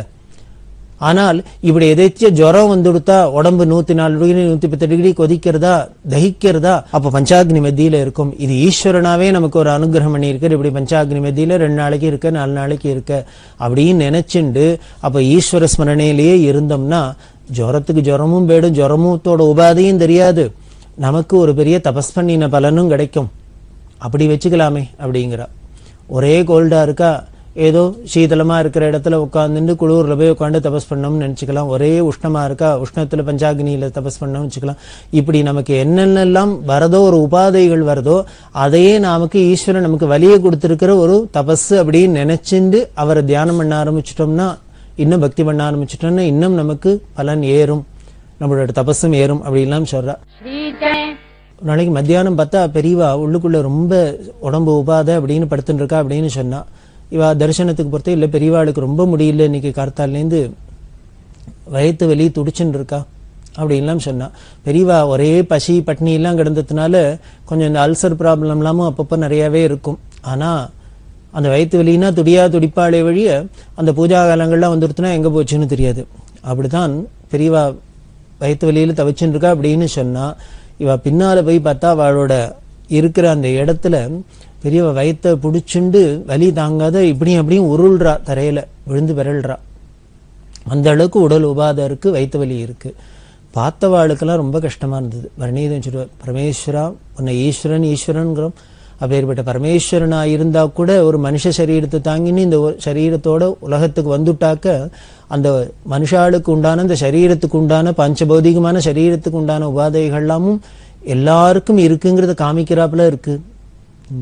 எப்படி ஒரு ராமாவதாரம் பண்ணினா கூட ராமரா இருந்தாலும் பரமாத்மாவா இருந்தாலும் சீதையை தொலைச்சிட்டு அழறது சிரிக்கிறது இப்படி எல்லாம் பல நிகழ்ச்சிகள்லாம் இருந்தது. கிருஷ்ணாவதாரம் எல்லா அவதாரத்திலையும் பார்க்கிறோமே. அந்த மனுஷாளா இருந்தா அவளுக்கு என்னென்ன கஷ்ட நஷ்டங்கள் வரும், அதுல சுகதுக்கங்கள் என்ன, அதோட சாதக பாதகம் எப்படி இருக்குங்கிறதெல்லாம் பண்ணி காமிச்சிருக்காளோ இல்லையோ, அது போலதான் இங்கேயும் அவர் தான் சொல்லுவார் விரணீதர். ரொம்ப வருத்தமா இருந்தது, பார்க்கிறவாளுக்கெல்லாம் வருத்தமா இருந்தது. பெரியவா அப்படி தவிக்கிறா. ஆனால் சாயந்தரம் பிரதோஷமாச்சு, பிரதோஷ பூஜை, பிரதோஷ காலம் வந்துடுத்து, பிரதோஷம் அப்படின்னு ஒன்று என்னமோ தடார்னு பெரியவா சாதாரணமாக படுத்துட்டு இருக்கிறவா ஏந்திருக்கிறாப்புல ஏந்துண்டா போனா ஸ்நானத்தை பண்ணினா உட்காந்துட்டு எப்போதும் இல்லை ஆஸ் யூஷுவல் சந்திரமௌலீஸ்வர பூஜை பண்ண ஆரம்பிச்சுட்டா. பார்த்தா ஆச்சரியமா இருக்கு. கொஞ்ச நேரத்துக்கு முன்னாலே வயிற்று வலின்னு துடிச்சவரா, அப்படி உருண்டு பிறண்டவரா, இப்ப என்னடான்னா உட்காந்துன்னு அப்படி மெய்மறந்து பூஜை பண்ற. அப்படின்னா இது எதை காமிக்கிறதுன்னு, அதான் யோக சக்தியினால அவளுக்கு அந்த உபாதைங்கிறது சரீரத்தை படுத்துதான் படுத்தும். ஆனா எந்த சமயத்துல வேண்டாமோ அதை லட்சியம் பண்ணாத அதை அவ அந்த தூக்கி போடவும் முடியும். சட்டையை தூக்கி போடுறாப்புல இந்த சரீரத்தை உதறவும் முடியும். அந்த சரீர பிரஜை அப்படிங்கிறதும் தெரியறது. அப்படி பல சந்தர்ப்பங்கத்துல, இன்னொரு சந்தர்ப்பத்துல ஏகாதசி இன்னைக்கு பெரியவாளுக்கு ரொம்ப 104-110 டிகிரி ஜுரமா இருக்கு. படுத்துட்டு இருக்கா. படுத்துட்டு இருக்கிறவாள்லாம் வந்தவா தரிசனத்துக்கு வந்தவாள்லாம் பார்த்துட்டு மனசு ரொம்ப வருத்தப்பட்டா. ஐயோ பெரியவா அப்படி படுத்துட்டு இருக்காளே, என்னாருது அப்படின்னு. சாயரட்சியோ ஆக போறது, சந்தியா காலம் வந்துருத்துனா அப்புறம் சாயந்தரம் சந்திரமௌலீஸ்வர பூஜை பண்ணணும், ஸ்நானத்துக்கு போகணும், எல்லாம் பண்ணணும். எல்லாரும் கவலைப்பட்டு இருக்கா. பெரியவாளால இதுல எப்படி ஏந்துன்னு போய் திருப்பி ஸ்நானம் பண்ணி பூஜையெல்லாம் பண்ண முடியும் அப்படின்னா, பெரியவா உடனே எல்லாரும் விஷ்ணு சஹஸ்ரநாமம் சொல்லுங்க அப்படின்னா வந்தவா எல்லாரையும் உட்காந்து கோஷ்டியா விஷ்ணு சஹஸ்ரநாமம் சொல்றா. அப்படி எல்லாரும் விஸ்வம் விஷ்ணு சஹஸ்ரநாமம் சொன்னாலோ இல்லையோ, விஷ்ணு சஹஸ்ரநாமம் முடியறதுக்குள்ள பெரியவாளுக்கு ஜுரம் இருந்த இடம் தெரியல, ஏந்துன்னு ஸ்நானத்துக்கு போயிட்டா. போறதே சிரிச்சுட்டே சொல்றா, இத்தனை பேர் விஷ்ணு சஹஸ்ரநாமம் சொன்னோன்னு எப்படி இருந்த ஜுரம் இருந்த இடம் தெரியாத போயிடுத்து பத்தியோ அப்படிங்கிற. அதுல சொல்லியிருக்கோல்லி அச்சுதானந்த கோவிந்த நாமோச்சாரண பேஷஜா நஷ்யந்தி சகலாரோகாத் சத்தியம் சத்தியம் வதாமிகம் அப்படிலாம் சொல்லியிருக்கோல்லி. அச்சுதா அனந்தா கோவிந்தா அப்படிங்கிற அந்த நாமாவை சொல்லிட்டாலே போரும். பாலாம்பிகேஷ வைத்தியேஷ பவரோக ஹரேதிச்ச ஜபேன் நாம திரயம் நித்தியம் அப்படின்லாம் சொல்லியிருக்கேன். இந்த நாமாக்கள்லாம் சொல்லிட்டாலே நமக்கு இருக்கிற வியாதியெல்லாம் போயிடும் அப்படின்னு சொல்றது. இது ஏதோ உபச்சாரத்துக்கு சொல்றாப்புல இருக்கு, மிகைப்படுத்தி சொல்றாப்புல இருக்கு அப்படின்னு நமக்கு தோணலாம். ஆனால் அதெல்லாம் மிகைப்படுத்தி சொல்லல, சத்தியம் அப்படிங்கிறதுக்கு இந்த நாமாக்களுக்கெல்லாம் இவ்வளவு மகிமை இருக்குங்கிறத நிதர்சனமா காமிக்கிறாப்புல தான் இருந்து இந்த நிகழ்ச்சிகள்லாம். அச்சுதானந்த கோவிந்தான்னு சொல்லியாச்சு. அப்படி பெரியவா இன்னொன்னு சொல்லுவா, எப்போ இந்த நமக்கு உடம்பு சரியில்லை அப்படின்னு மருந்து போட்டுண்டா கூட அப்ப இந்த பகவன் நாமாவை சொல்லின்னு போட்டுக்கலாமே அப்படின்பா. அச்சுதானந்தா கோவிந்தா அப்படின்னு சொல்லிட்டு இந்த மாத்திரையை போட்டுக்கலாமே. என்னமோ மாத்திரை நம்ம அஜ்ஞானத்துல டாக்டர்கிட்ட போறோம், வைத்தியம் பண்ணிக்கிறோம், மாத்திரை மருந்தெல்லாம் சாப்பிடத்தான் போறோம். வெறும் அச்சுதானந்த கோவிந்தா நாமாவே போரும், அதுவே என்ன காப்பாத்தணுங்கிற அளவுக்கு தைரியமாலாம் நாம ஒன்றும் பெரிய ஆழ்வார் நாயன்மார்களா இருக்க போறது இல்லை. இருந்தா கூட இந்த வைத்தியம் பண்ணிண்டா கூட அந்த பகவன் நாமாவையும் சேர்த்துக்கலாமே, அந்த மந்திரங்களையும் சேர்த்துக்கலாமே. சேர்த்துன்னு பண்ணினாக்க இன்னும் ஒரு பலனும் நமக்கு கிடைக்கிறதோ இல்லையோ, பலன் ஜாஸ்தியா கிடைக்கிறதோ இல்லையோ, அதுக்காக தான் சொல்லுவா. இந்த நாம மருந்து மாத்திரையை போட்டுக்கிட்டு அச்சுதானந்தா கோவிந்தா சம்போ மகாதேவா வைத்தியநாதா பவரோக வைத்தியபதி அப்படின்னு தானே சொல்லிட்டு போட்டுக்கலாம் அப்படின்னு சொல்லுவா. அதை போலதான் இங்கேயும் இவாளுக்கு இந்த விஷ்ணு சஹஸ்ரநாமம் சொன்னோடனே ஜுரம் இருக்கிற இடம் தெரியாத போனாப்புல இருந்தது. இவா ஸ்நானத்துக்கு போயாச்சு. இது எதை காமிக்கிறது அப்படின்னு, இந்த பெருமையெல்லாம் வேதத்தோட பெருமை, சாஸ்திரங்களோட பெருமை, புராண இதிகாசங்களோட பெருமையெல்லாம் நமக்கு காமிக்கணுங்கிறதுக்காகவே தான் பெரியவா இப்படி எல்லாம் தனக்கு ஏதோ சரீரோபாத வராப்பிலையும் அது என்னமோ இதெல்லாம் சொல்லி தீர்றாப்பிலையும் காமிக்கிறா. அப்படி பண்ணி காமிச்ச லீலைகள் பல நிகழ்ச்சிகள் உண்டு. அப்படின்னு அஷ்டலட்சுமி கோவில் கட்டினவர், அவருக்கு தெரிஞ்ச ஒரு சேட்ஜி கல்கட்டால இருந்தவர். அவருக்கு பெரிய கோடீஸ்வரர். ஆனா அவருக்கு ஒரே ஒரு குறை என்ன அப்படின்னா, வாயால சாப்பிட முடியாது. அந்த அளவுக்கு வயிற்றுல ஒரு உபாதை. எதுவா இருந்தாலும் ஒரு டியூபை வச்சிருந்தா லிக்விடை தான் சாப்பிடணும், அப்படிதான் முடியும். ஒரு பெரிய கோடீஸ்வருக்கு சாப்பிட்றதுக்கு எதை வேணா நினைச்சா சாப்பிடலாம், ஆனா சாப்பிட முடியாது. இப்படி ஒரு வியாதி பிராரப்தம்னா என்னன்னு பாருங்க, எவ்வளவு மனசு முதல்ல வருத்தப்படும். இந்த முக்கூர் கல்கட்டாவுக்கு கதைக்கு போயிருக்கிறதே அவர் வந்து சொன்னார், எனக்கு இது மாதிரி ஒரு பிராரம்பம் இருக்குது, எனக்கு என்ன பண்ணுறேன்னு தெரியல அப்படிங்கிறதே அவர் சொன்னார். பெரியவாளை பற்றி அவர் நிறையா உபன்யாசத்தெல்லாம் சொல்லுவார். அவர் சொன்னார், எனக்கு பெரியவாளை தரிசனம் பண்ணி அவள் அனுங்கிறதுனால இது சரியாக போச்சுன்னா தேவையில்லை, நீங்கள் கொஞ்சம் ஹெல்ப் பண்ணுங்கன்னு. அவர் உடனே பெரியவாள்கிட்ட வந்து சொன்னால், பெரியவா சொன்னால், நான் என்ன பண்ணுறதுக்கு இருக்குது, என்கிட்ட ஒன்றும் இல்லை, நீ ஒன்று வேணா பண்ணு. நம்ம வியாசாச்சாரியால் பண்ண 18 புராணம் இருக்குது, அதெல்லாம் அவர் பெரிய கோடீஸ்வரங்க, அதை பிரிண்ட் பண்ணி எல்லாருக்கும் யாருக்கெல்லாம் படிக்கணும் பக்தி ஸ்ரீயாக படிக்கணும்னு ஆசைப்படுறாளோ அவருக்கு எனாமா கொடுக்க சொல்லு, விற்கப்படாது. இந்த புராண புஸ்தக தானம் பெரிய விசேஷம்னு பஞ்சதான தசதானத்தில் ஒன்றா சொல்லியிருக்கே, அதனால் இந்த புஸ்தகங்களை 18 புராணத்தையும் பிரிண்ட் பண்ணி கொடுக்க சொல்லும் அப்படின்னா. அதே மாதிரியே அவர் அந்த உத்தரவுப்படியே பெரியவா உத்தரவுப்படி பண்ணினர். கடைசியாக ஸ்காந்த புராணம் பிரிண்ட் ஆகி கொடுக்க போகிற சமயத்தில் என்ன ஆயிடுத்து அதிசயம் நடந்தது அப்படின்னார். இந்த டியூபை வச்சு டியூப் வழியாக லிக்விடாக போயின்னு இருக்கிற இந்த சேட்ஜிக்கு அந்த டியூபை எடுத்துட்டு வாய் வழியால் போகிறாப்புல ஒரு இம்ப்ரூவ்மெண்ட்டு ஏற்பட்டது. அதுக்கப்புறம் கிடுன்னு இந்த வியாதி குணமாகி இவருக்கு சாதாரணமாக ஆகாரம் பண்ணுற அளவுக்கு இவர் போயிட்டார், வந்துட்டார், குணமாயிட்டார். அவருக்கு பரம சந்தோஷம். இந்த நன்றியை தெரிவிங்க. என்னெல்லாமோ அவர் பரம பெரிய வைத்தியம்லாம் பண்ணி பார்த்துருக்காரு, இன்னுமே பரிகாரம்லாம் பண்ணி பார்த்தாரு, ஒன்றுத்துக்கும் வசையாதது பெரியவா சொல்லி இந்த 18 புராணத்தையும் அச்சு போட்டு எல்லாருக்கும் தானம், சத்பாத்திரங்களுக்கு தானம் பண்ண ஆரம்பித்தோடனே தானம் பண்ணின பலன் இவருக்கு பிராரப்தம் தீர்ந்தது. இவருக்கும் ஆகாரம் வாய் வழியாக சாப்பிட்றாப்புல இருந்தது. அதுதான் பெரியவாள்கிட்ட வந்து அவர் சொல்லி ரொம்ப எவ்வளோ உணர்ச்சி பெருக்கோடு இருந்திருப்பார், எப்படி இல்லை அவர் சொல்லி உருகியிருப்பார் அப்படின்னு. அவர் உருகினத்தை விட இந்த ஷேட்ஜி உருகினத்தை விட முக்கூர் ரொம்ப உருகினர். பெரியவா அனுகிரகத்தில் இப்படி ஆயிருக்கே, பிரத்யட்சமாக பார்த்துருக்குமே, பிரத்யட்சமாக பார்க்குறமே பெரியவாவோட தப்போபகிமே அப்படின்ட்டு பெரியவாள்கிட்ட வந்து சொல்கிறதே. பெரியவா சொன்ன வார்த்தை என்ன தெரியுமோ, முக்கூர்கிட்ட சொல்கிறா, அவன்கிட்ட சொல்லு, நான் ஒன்றும் பண்ணலை, எனக்கு ஒரு சக்தியும் இல்லை, நான் ஒன்றும் பண்ணலை, நமது வேதசாஸ்திரம் புராண இதிகாசத்தோட பெருமைன்னு சொல்லு, வியாசாச்சாரியாரோட பெருமைன்னு சொல்லு, அவர் சொன்ன அந்த எழுதின அந்த புராணத்தோட பெருமை இவனோட பிராரப்தத்தில் இருக்கிறன்னு தெரியாத பறக்க அடிச்சு கொடுத்து நாசம் பண்ணி எடுத்து அப்படின்னு. அந்த புராணத்துக்கு எங்கேருந்து இவ்வளவு பெருமை வரும்? அதுவும் என்ன கதைகள் தானே, அதுக்கு ஏன் இவ்வளவு பெருமை வந்ததுன்னு. அது சாதாரண கதை இல்லையே, நம்மள மாதிரி மனுஷாலோட கதை இல்லையே, அது பகவானோட அதிசயங்கள் இல்லைன்னா சொல்றது, அவரோட அவதார பெருமை இல்லைன்னா சொல்றது.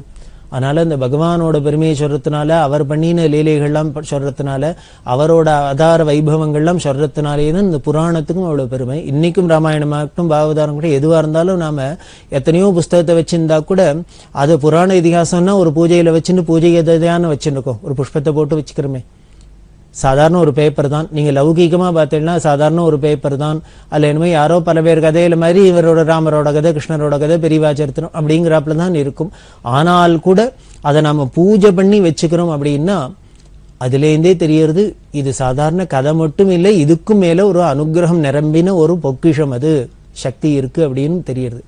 அப்படிதான் எல்லா சரித்திரம் புராணத்துக்கும் இருக்கிறாப்புல பெரியவாளோட சரித்திரத்துக்கும் இருக்குமோ இல்லையோ, அதை நாம சொல்றதுனாலேயோ கேட்கறதுனாலேயோ எல்லாத்துக்கும் அதுக்கும் இதே பலன் தானே கிடைக்கும். இந்த பெரியவா சரித்திரம்னு ஞாபகம் வருது. பெரியவா சரித்திரத்தை நாம இப்ப கதையா சொல்லிட்டு இருக்கோம், அவ்வளவா புஸ்தகத்தெல்லாம் எழுதிட்டு இருக்கா. ஆனா இதை ஒரு ஸ்லோக ரூபமா எப்படி ஒரு வியாசாச்சாரியால் வால்மீகி எல்லாம் பண்ணினாரோ, ராமாயணம் பாகவதம் எல்லாம் பண்ணினாரோ, அது மாதிரி பண்ணணும்னு ஆசைப்பட்டு ஒரு பெரிய மகானா இருந்த சாந்தானந்த சுவாமிகள் அப்படின்னு, புதுக்கோட்டை சாந்தானந்த சுவாமிகள், அவர் ஒரு தரம் எங்கள்கிட்ட சொன்னார், நீங்க உபன்யாசம் பண்ணினா போறாது, எல்லாரும் வீட்டுக்கு வீடு பெரியவா சரித்திரத்தை பாராயணம் பண்றாப்புல அது ஒரு பாராயண கிரந்தமா இருக்கணும், அதை ஸ்லோக ரூபமா பண்ணணும் அப்படின்னு ஆசைப்பட, அது அந்த சக்தி நமக்கு இல்லாதனால அந்த அனுகிரகம் பெரியவா நம்மள்கிட்ட வைக்கலையோ என்னமோ தெரியல, அது பண்ணாதே குறையாவே இருந்திருந்தது. ஆனால் அந்த குறை தீர்றாப்புல இப்போ காஞ்சிபுரத்துல ஸ்ரீனிவாச சர்மா அப்படின்னு பெரிய மகாவித்வான், அவர் சிதம்பரம் அண்ணாமலை யூனிவர்சிட்டியில பெரிய ப்ரொஃபஸராக இருந்தவர், சமஸ்கிருதத்தில் பெரிய மகா பண்டிதர். இன்னைக்கும் காஞ்சிபுரத்தில் இருந்து ரிட்டையர் ஆனதுக்கப்புறம் மடத்தில் புதுப்பிரிவா பலப்பிரிவாளுக்கெல்லாம் சொல்கிற கைங்கரியங்கள்லாம் பண்ணிட்டு இருக்கிற பரம பக்தர். அவர் பெரியவா சரித்திரத்தை ஸ்லோக ரூபத்தில் அப்படியே பண்ணியிருக்கார். பெரியவா சரித்திரத்தில் தமிழில் பெரியவாளோட தம்பி சாம்பமூர்த்தி சாட்சியல்னு அவர் முன்னாலேயே எழுதியிருந்தார், அதெல்லாம் அப்படியே சம்ஸ்கிருதத்தில் ஸ்லோக ரூபமாக பண்ணியிருக்கார். அதை பண்ணி இன்னைக்கு உலகத்துல எல்லாரும் பாராயணம் பண்றாப்புல நமக்கு அனுகிரகம் பண்ணியிருக்கு. சாந்தானந்த சுவாமிகள் ஆசைப்பட்டது, பெரியவாளோட அனுகிரகம், அதெல்லாம் எல்லாமே சேர்ந்து இந்த சீனிவாச சர்மா ரூபமா நமக்கு பெரியவா சரித்திரம் ஸ்லோக ரூபத்திலையும் வந்திருக்கு. அதையும் நாம எல்லாரும் வீட்டுக்கு வீடு பாராயணம் பண்ணணும், வாங்கியானு வச்சுக்கணும், தினம் பூஜை பண்ணாலே போறோம். எதுக்கு சொல்றேன்னா, அப்படி எல்லாம் அந்த புராண இதிகாசங்களுக்கெல்லாம் சரித்திரத்துக்கெல்லாம் இவ்வளவு மகிமை இருக்கு அப்படிங்கிறது இந்த கல்கட்டா சேட்ஜி மூலியமா தெரிஞ்சது நமக்கு. அதை தெரிய வச்சா பெரியவா, அதுதான் பெரியவா சொல்ற. அதனால எங்கிட்ட ஒரு சக்தியும் இல்லைன்னு சொல்லும். அந்த புராண இதிகாசம் வியாசாச்சாரியால் பெருமை, அதனால அவருக்கு இதெல்லாம் அனுகிரகம் கிடைச்சது, அவரோட வியாதி எல்லாம் போச்சுன்னு சொல்லும் அப்படிங்கிற.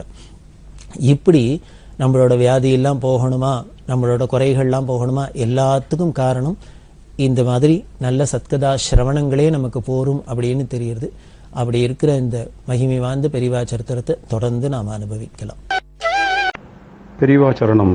இந்த நிகழ்ச்சியின் அடுத்த பகுதி எதிர்வரும் திங்கட்கிழமை அன்று இதே நேரத்தில் ஒளிபரப்பாகும். பெரியவா சரணம். பெரியவா சரணம். அடுத்த நிகழ்ச்சி திருவாசக இன்னிசை. வழங்குபவர் ஸ்ரீ சத்குருநாத தேசிகர் அவர்கள். பெரியவா சரணம். திருச்சிற்றம்பலம். திருப்பொற்சுண்ணம் முத்து நல் தாமம் பூமாலை தூக்கே முளைக்குடம் தூபம் நல் தீபம் வைமின் முத்து நல் தாமம் பூமாலை தூக்கே முளைக்குடம் தூபம் நல் தீபம் வைமின் சத்தியும் சோமியும் பார்மகளும் நாமகளோடு பல்லாண்டு இசைமின் சித்தியும் கௌரியும் பார்ப்பதியும் கங்கையும் வந்து கவரி கொள்மின்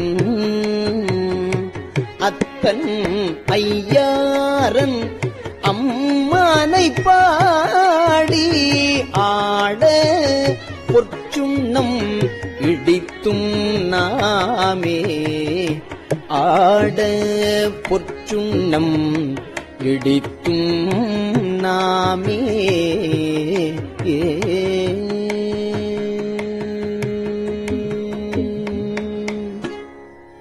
பூவியல் வார்சடை எம்பிரார்க்கு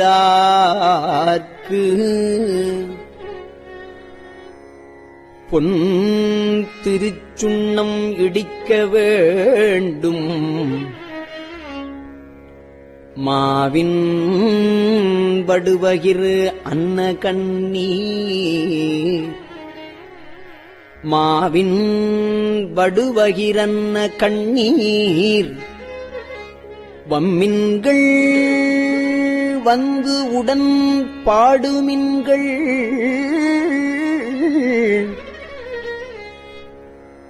கூவுமின் தொண்டர்புறம் நில்லாமே குனிமின் தொழுமின் எங்கோன் எங்கூத்தன் தேவியும் தானும் வந்து எம்மை ஆள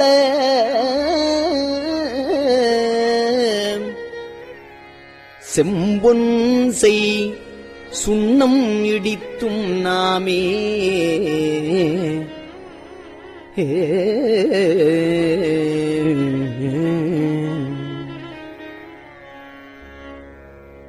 சுந்தர நீரணிந்தும் மெழுகே சுந்தர நீரணிந்தும் மெழுகே தூய பொன் சிந்தி நிதி பரப்பி இந்திரன் கற்பகம் நாட்டி எங்கும் எழிற்சுடர் வைத்து கொடியடுமின் அந்தரர் கோன் அயந்தன் பெருமான் ஆழியான் நாதன் நல் வேலன் தாதை எந்தரம் ஆளுமையாள் கொழுனற்கு எந்தரம் ஆள் உமையாள் கொழுநர்க்கு ஏந்த பொற்சுண்ணம் இடித்தும் நாமே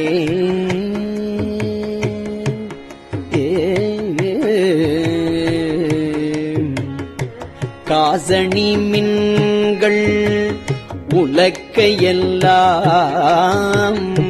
காசணி மின்கள் உலக்கையெல்லாம் காம்புகணி மின்கள் கரை உரலை நேசமுடைய அடியவர்கள் நின்று நீலாவுக என்று வாழ்த்தி தேசம் எல்லாம் புகழ்ந்து ஆடும் கச்சித்திரு ஏகம்பன் செம்பொற்கோயில் பாடி பாச வினையை பறித்து நின்று பாடி பொற்சுண்ணம் இடித்தும் நாமே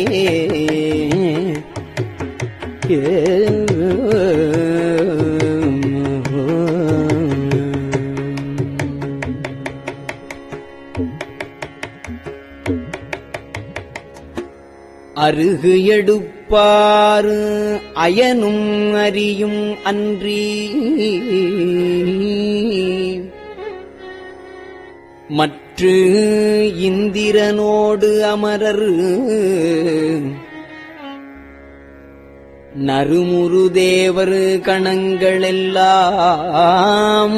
நம்மில் பின்பு அல்லது எடுக்க ஒட்டோ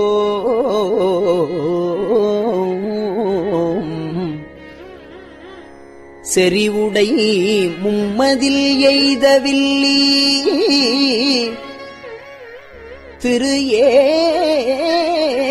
ஏகம்பன் செம்பொற்கோயில் பாடி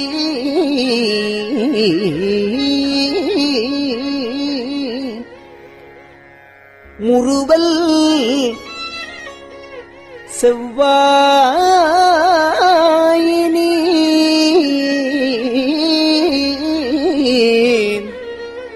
முறுவல் செவ்வாயினீர் முக்கண் அப்பற்கு ஆட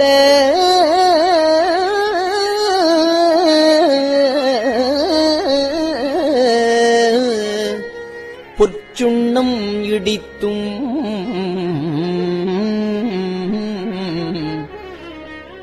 நாமே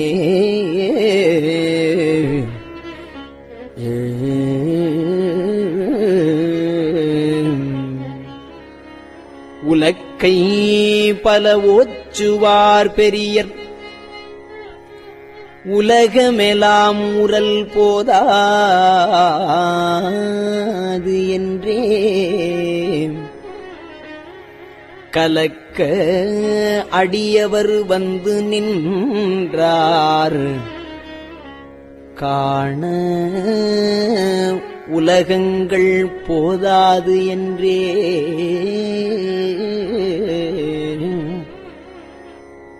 நலக்க அடியோமை ஆண்டு கொண்டு நான் மலர்பாதங்கள் சூடத் தந்த மலைக்கு மருகனை பாடி பாடி மகிழ்ந்து பொற்சுண்ணம் இடித்தும் நாமே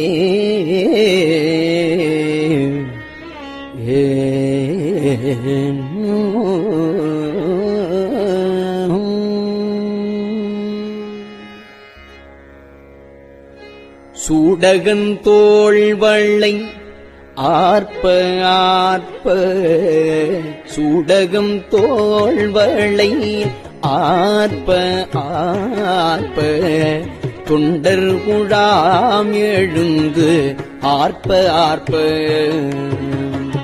சூடகம் தோள்வளை ஆர்ப்ப ஆர்ப்ப தொண்டர் குழாமெழுந்து ஆர்ப்ப ஆர்ப்ப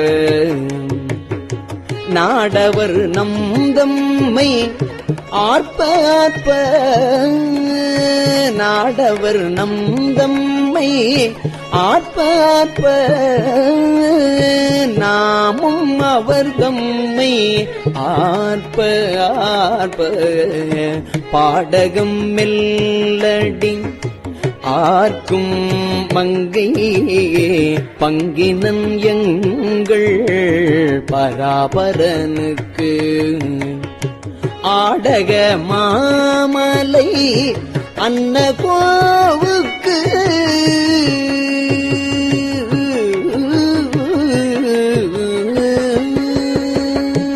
ஆடக மாமலை அன்ன கோவுக்கு ஆட பொற்சுண்ணம் இடித்தும் நாமே ஆடக மாமலை அன்ன கோவுக்கு ஆட பொற்றுண்ணும் இடித்தும் நாமே ஆட பொற்சுண்ணம் இடித்தும் நாமே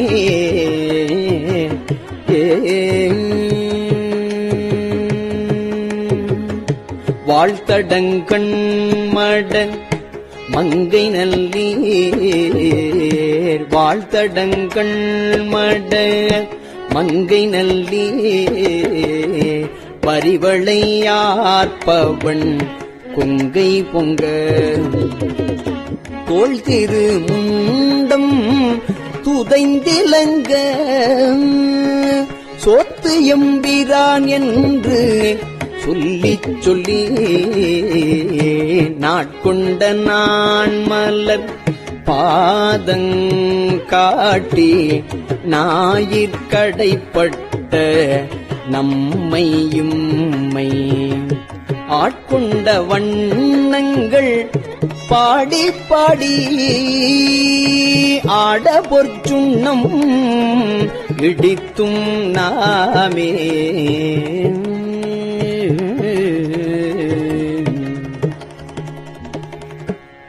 வையகம் எல்லாம் உரலதாக மாமேறு என்னும் உலக்கை நாட்டி வையகம் எல்லாம் உரலதாக மாமேறு என்னும் உலக்கை நாட்டி மெய்யனும் மஞ்சள் நிறைய அட்டி மெய்யனும் மஞ்சள் நிறைய அட்டி மேதகு தென்னன் பெருந்துரையான் செய்ய திருவடி பாடி பாடி செம்பொன் உலக்கை வலக்கை பற்றி ஐயன் அணிதில்லை வாணனுக்கே ஐயன் அணிதில்லை வாணனுக்கே ஆட பொற்றுள்ளம் இடித்தும் நாமே ஆட பொற்றுள்ளம் இடித்தும் நாமே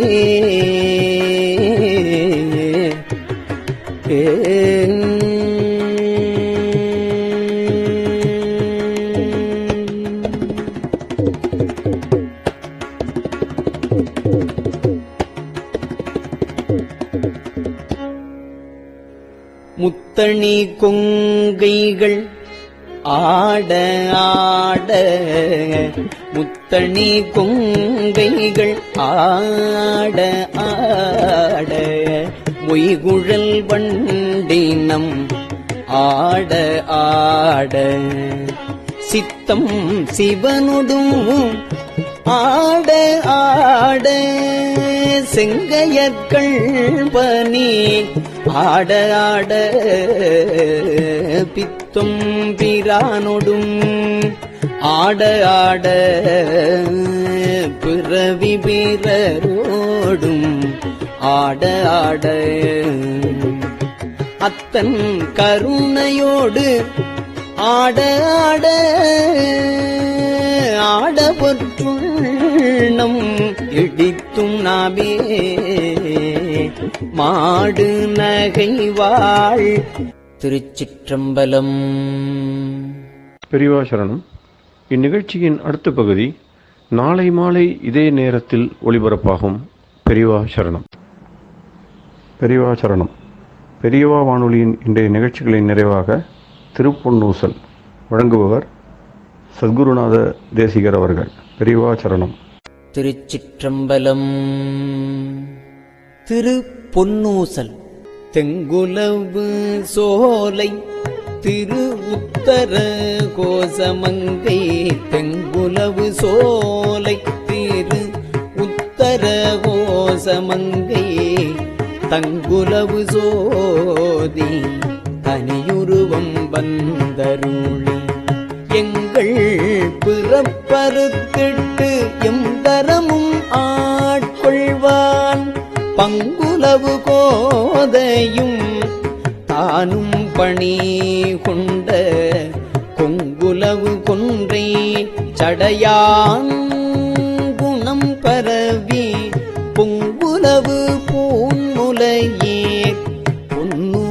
பொன்னூசலாடாமோ பொங்குலவு கொன்றை சடையான் குணம் பரவி பொங்குலவு பூன்முலையே பொன்னூசலாடாமோ பொங்குலவு பூன்முலையே பொன்னூசல் ஆடாமோ.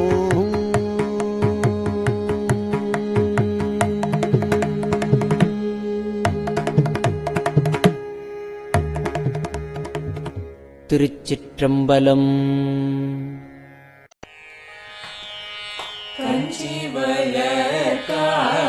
காமாட்சி தன் குழந்தாய் சங்கரரே கஞ்சிவல காமாட்சி தன் குழந்தாய் சங்கரரே குரு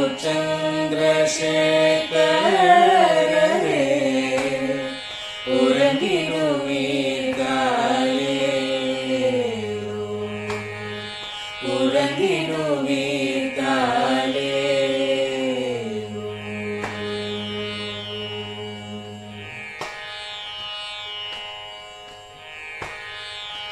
ஆதிகுரு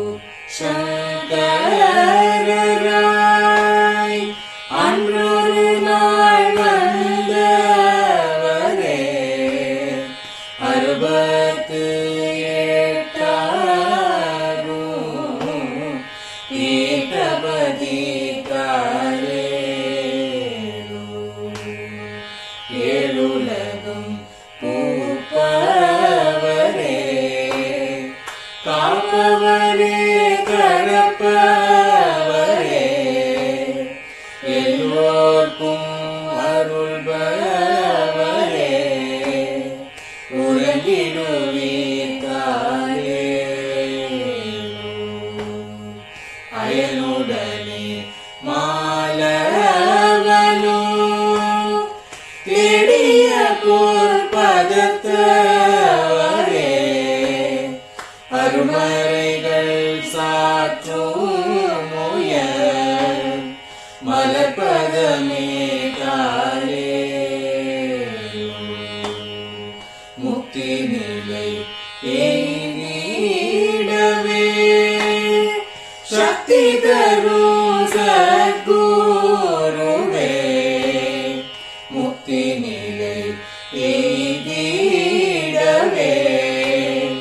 சக்தி தரும் சத்குருவே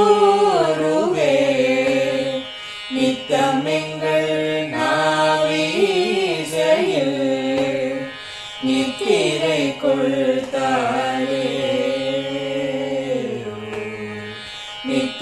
நித்தமெங்கள் நாவீசையில்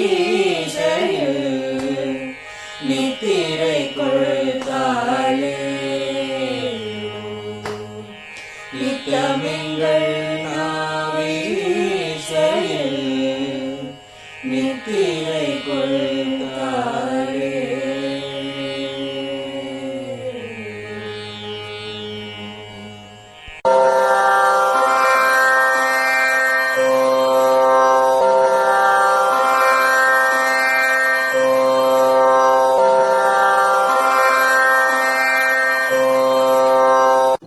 பெரியவா சரணம்.